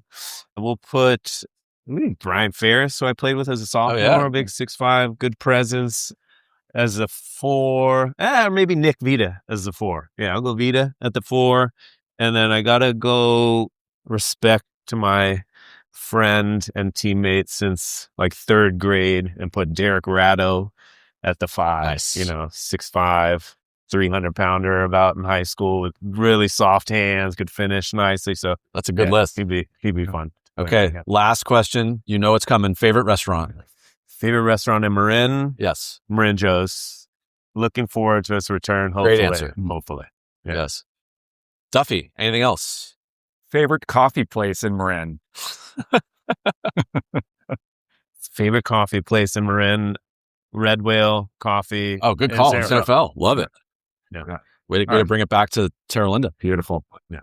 Bob Donlan, as expected, extremely thoughtful and interesting and great. And as you were telling the story about the St. Joe's loss, you had a little mist of tears in your eyes, and would be lying if I said I didn't get a little welled up as well. So that's what, that's why you connect with people. A great combination of intellect, competitiveness, warmth, heart, thoughtfulness. Thank you for joining us. It was awesome. Appreciate it. Really enjoyed it. Thank you very much. Me too, guys. Yep. And follow-up offer to come join the Marin Catholic coaching staff will be coming within an hour or so. Oh, wow. You have my number. Awesome. Good afternoon, Dave and Duffy. Chris Lavdiotis of San Marin High School reporting in to you guys, as requested, period.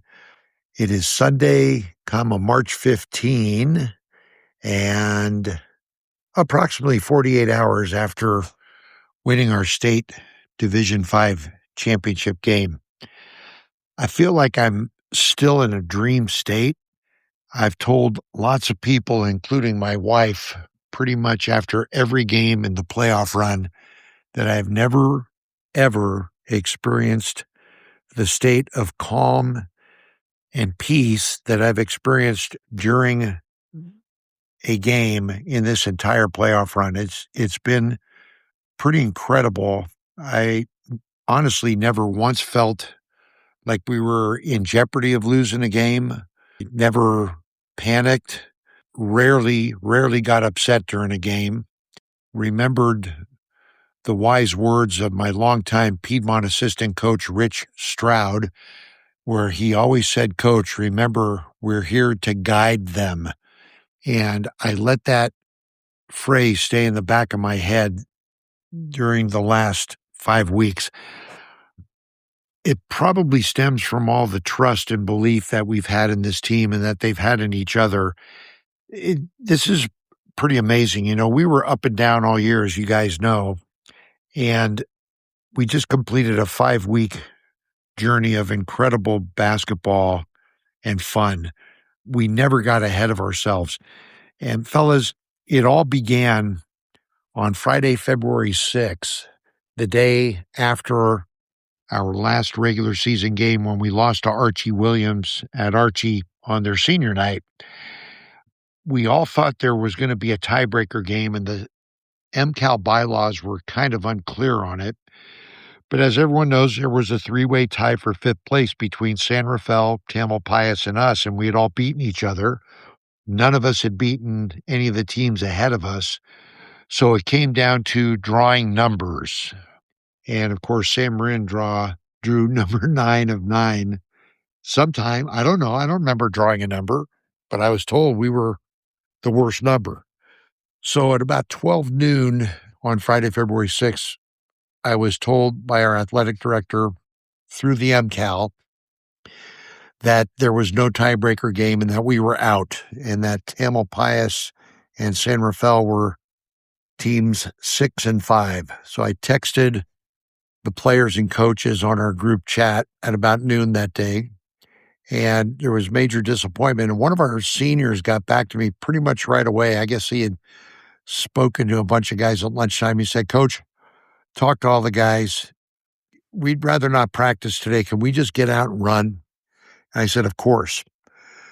So at 4:00, our regular practice time, the guys were all there. Of course, they were there about 3:15 in the team room.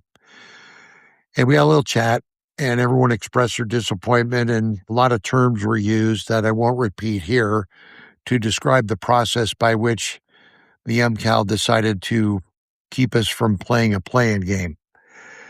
That day, we went out on the court at about 4, guys stretched out a bit, and then all the coaches sat down and talked and watched the guys run up and down the court 5-on-5 for about 90 minutes, just competing, and I think just letting it all out, letting their anger out, playing games, and they controlled it really well. They made the rules, they determined what was going to score, and it was good, and they got a good sweat in. And when we were done at about 5:30, 5:45, we all gathered like we always do, like every team does at center court. And I told the guys, that was good. I think that was good for all our souls and our hearts. See you at 10 a.m. And on Saturday morning, they all showed up about 9:30 to 9:45 for practice. And we practiced. And Friday evening, when I got home, I got a message from Mitch Stevens of the San Francisco Chronicle, and he then sent me a nice text, and he said, "Coach Lav, good luck keeping your guys focused over the next 12 days." And we're all thinking, wow, that's right. We know we're going to NCS, but it's going to be a 12-day layoff. And so I scratched out a plan, and I said, "Mitch, this is our plan." I shot it to him. And part of the plan was we decided that instead of just calling it whatever the next practice session was, practice 51 or 52 or whatever, I decided we were going to call it post-season prep session number 1 on Saturday. So I send the practice plan via text to all the players several hours before practice each day so they can see what's on the plan and prepare themselves any way they need to. And it was called postseason practice plan number 1. And we did that every day. And what we decided to do was make practices consistent, kind of do the same routine every day. We weren't going to add anything. We were going to do a lot of competition. So we had to practice. We went Saturday, and then the next week, Monday, Tuesday, Wednesday, Thursday, Friday, Saturday, which brought us to Monday and Tuesday, 2 days before our first round North Coast section game against Arroyo. It seemed to work. We decided we were going to do our prep time the same every day. So when we got to Monday, 2 days before North Coast section, we said, "Fellas, we got 3 more days together. We got today, Monday, practice. We got tomorrow, Tuesday, practice. We got Wednesday, game. And that's all we know for sure that we have. So let's make these 3 days together fabulous." And the practice every day, the routine every day was film work, followed by some scouting stuff, and then practice. And we really streamlined practice. We made it our normal stretching and body activation, followed by lots of shooting, guards and bigs. We don't have real bigs, but we got bigs. And that's what we did every day. And so we won the first round game Wednesday. And then we said, guys, 3 more days together. We play on Saturday. So the next 2 practices, those were postseason prep session, whatever and whatever.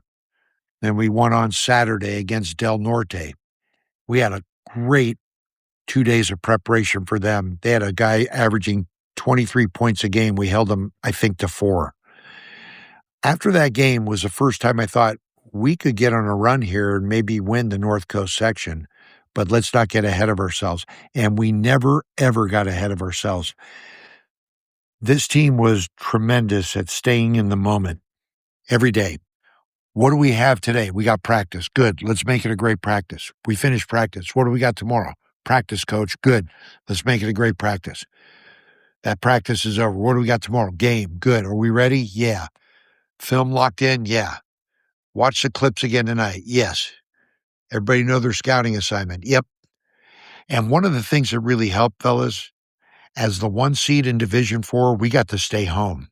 We knew we were going to be home for 4 games if we kept winning. That was a big, big advantage. So in the semifinals of North Coast section, as you guys know, we kind of didn't play our best game, and Mission San Jose beat us by the whopping score of 49-45. It was a crazy game. We were so well prepared for them. It was backdoor, backdoor, backdoor. We knew it. We prepared.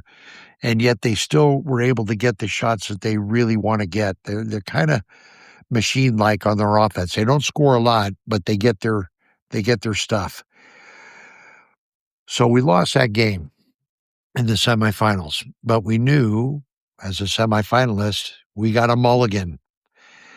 And the next day, when the guys came in for film session to start preparing for the 3rd place game against Alhambra, we talked about a mulligan.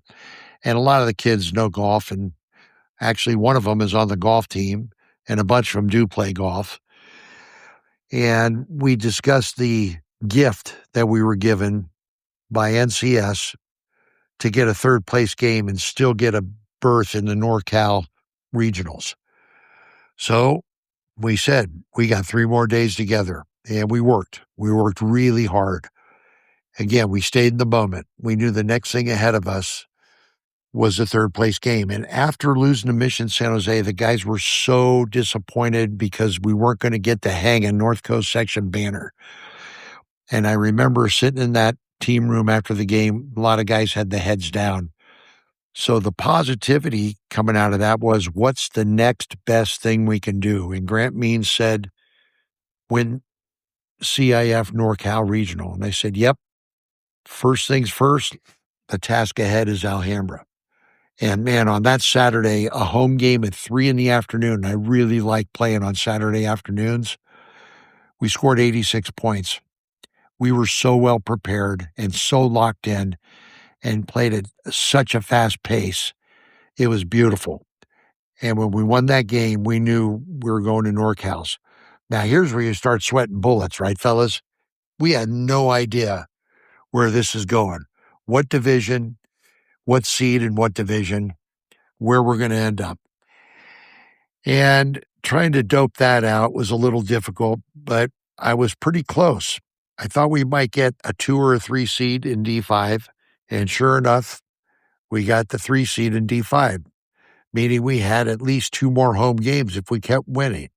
So that was on Sunday. We had a day to prepare on Monday. We got film. We got film on Trinity. We prepared a good scouting report. We sent guys clips on Sunday night. We watched film on Monday. We stayed with our routine. I said, guys, we got 2 more days together. We prepared well. And I got to tell you, again, I feel like maybe there was serendipity. For sure, competitive equity was on our side this year.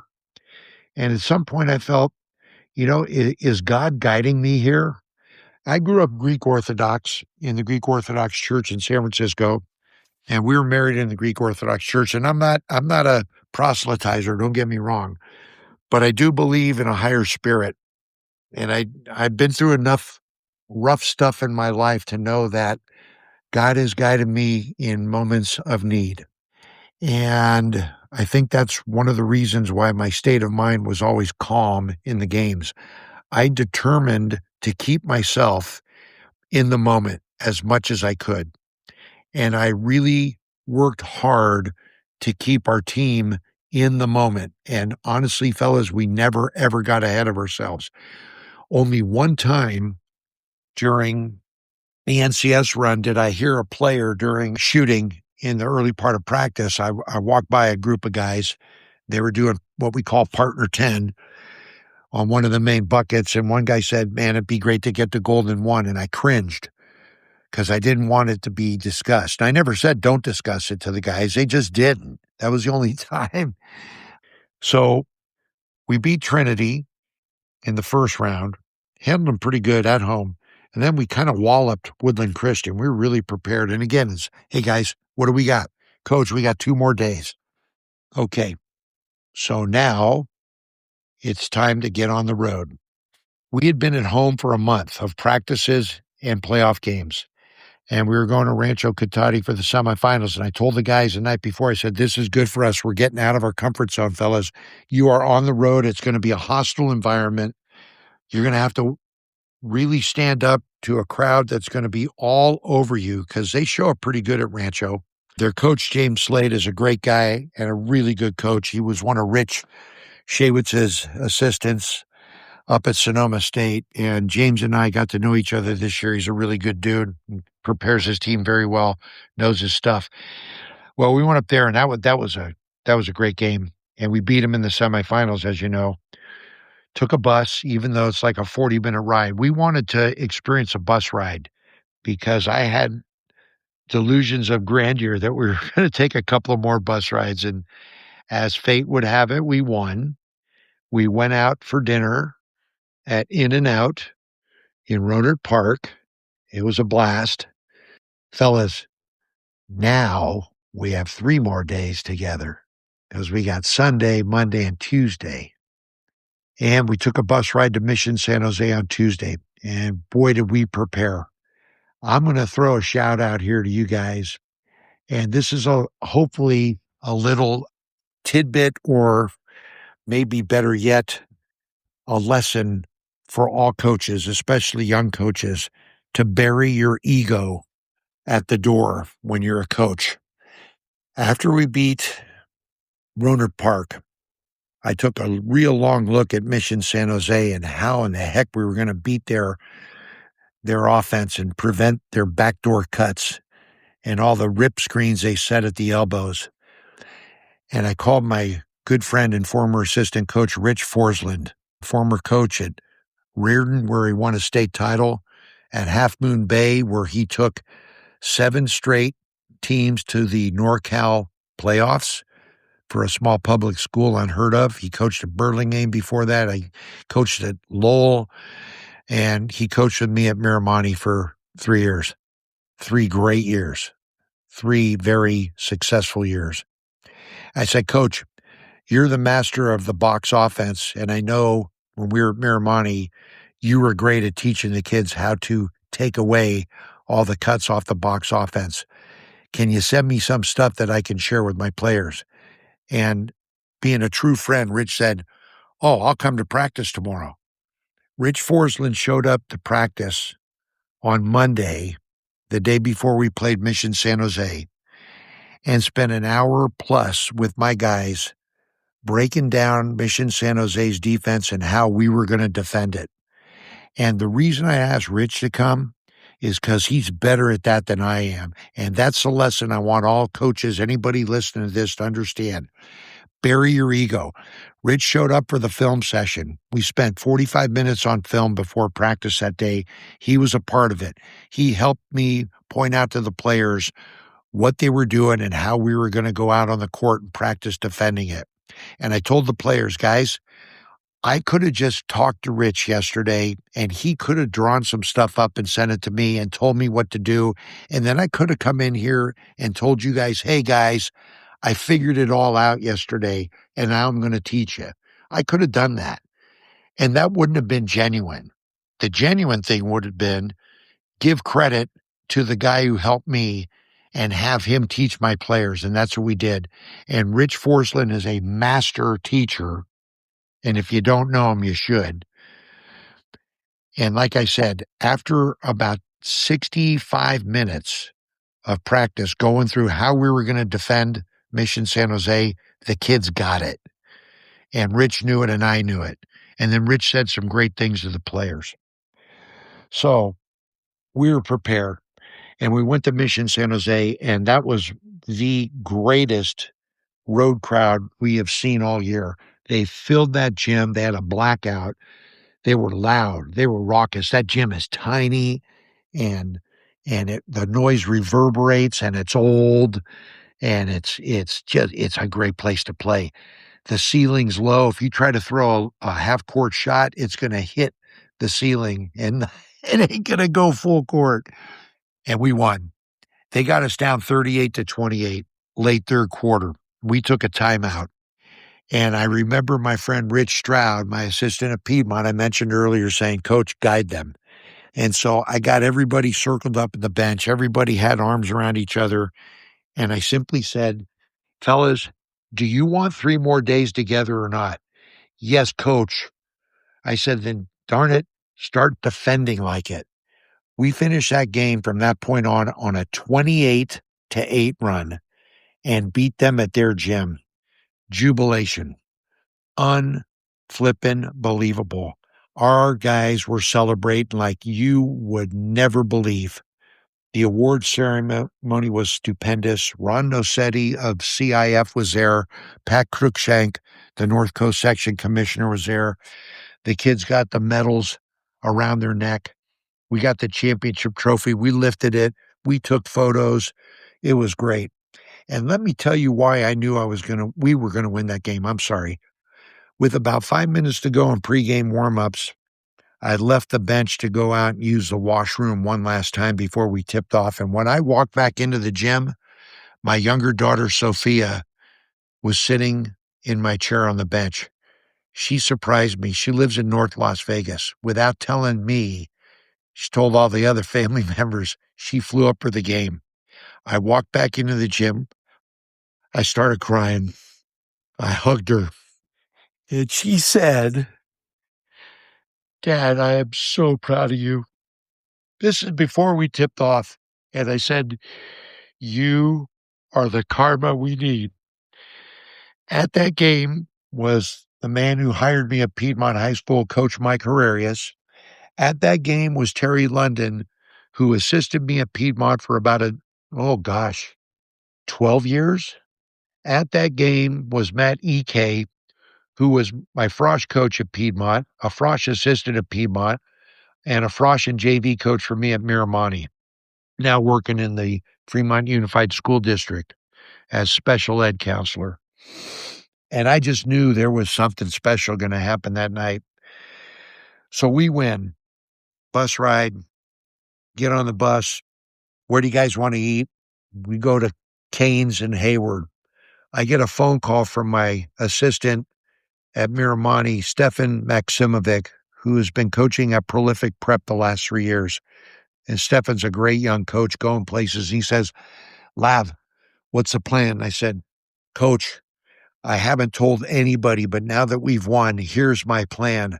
I got to find a way to practice on Thursday at Haas Pavilion at Cal so our guys can get used to a big, deep shooting backdrop we're going to see at Golden One. And although I'm a Cal alum, I got no connections anymore with the basketball office. Do you? Coach, I know the director of basketball ops for the men's basketball team, Amelia. And while Steph and I are on the phone talking, he's texting her in a 3-way group text. And while we're talking, Amelia texts him from North Carolina.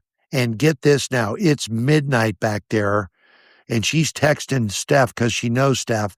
And she also knows that he can be a supplier of Division I talent from Prolific Prep.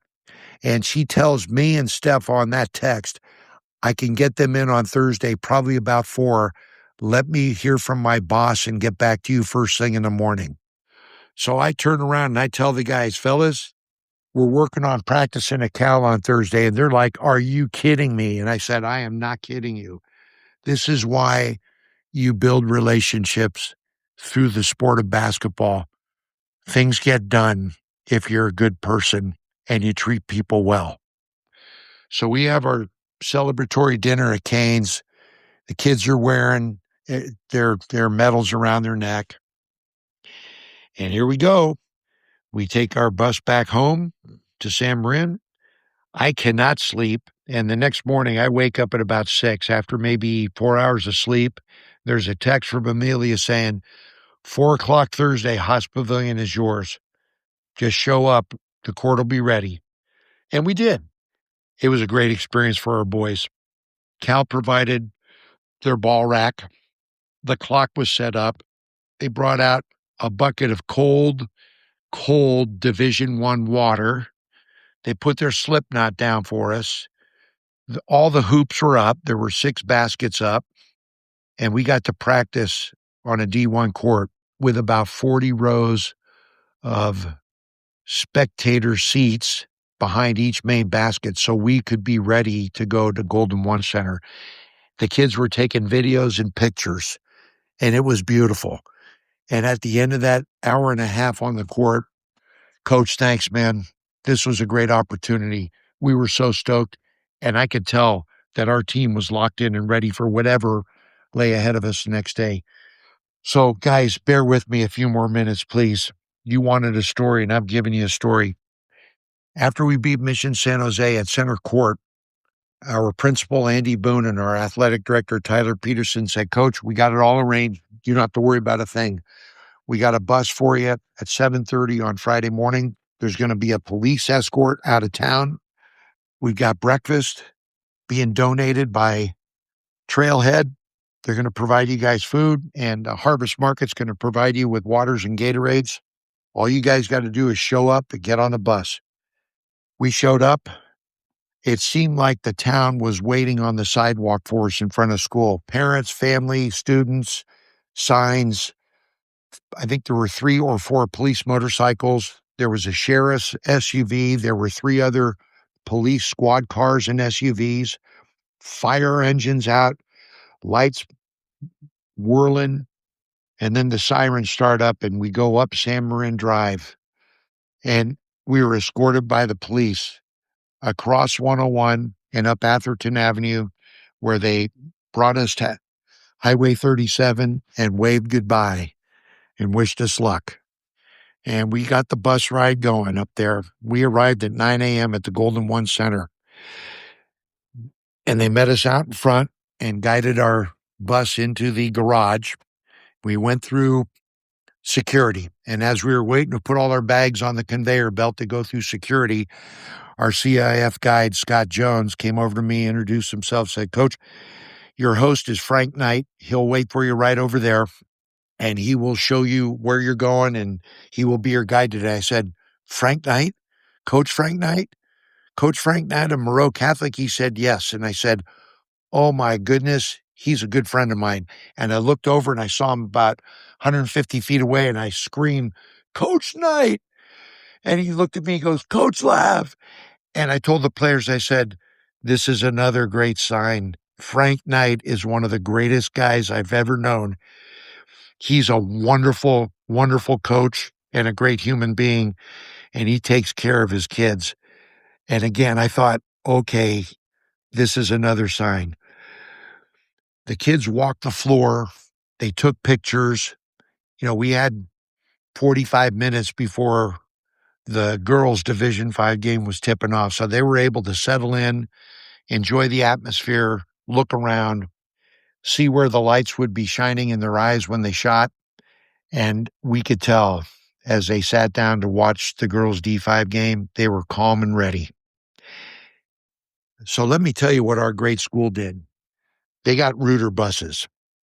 We must have had 250 students at the game. We had our cheerleaders. We had fans. We had family. We had friends. We had people from town. There must have been 500 San Marin fans at that game. It felt like a home game for us. I don't know if I'm overstating it or not, but Ethan Castle did tell me Saturday night at about 7 o'clock that at that point in the tournament was almost over.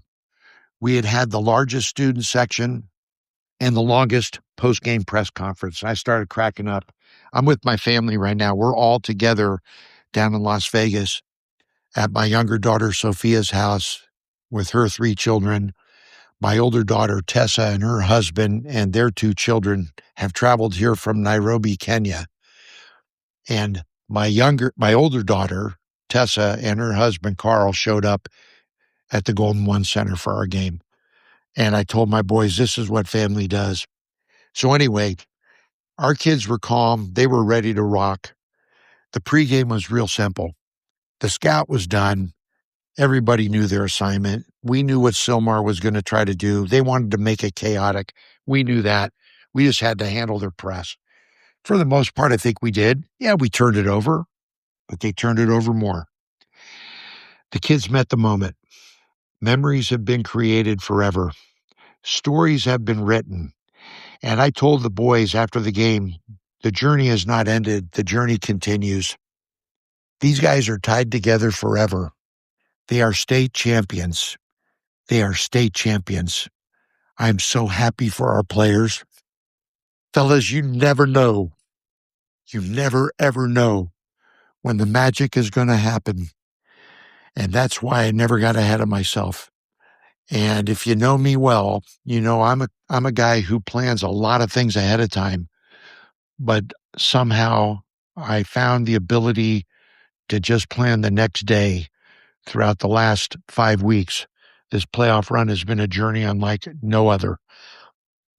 When we got snubbed for the MCALs, I told you that Friday we talked.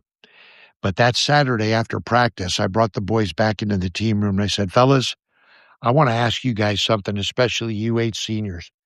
What is going to be your legacy? What do you want your legacy to be? How do you want to be remembered? This is your chance right now. You could be remembered as chumps. You could be remembered as something else. Strivers, guys who tried hard, or something else. You decide what it's going to be, and we'll all work together to get there. Well, wow, what a legacy they've left. And I've told them they helped me achieve a lifetime goal of a state championship. Never saw it coming, but once we started rolling in the way back deep recesses of the mind, you could see maybe it's going to happen. And now they are forever Mustangs. And I'm so happy for these players.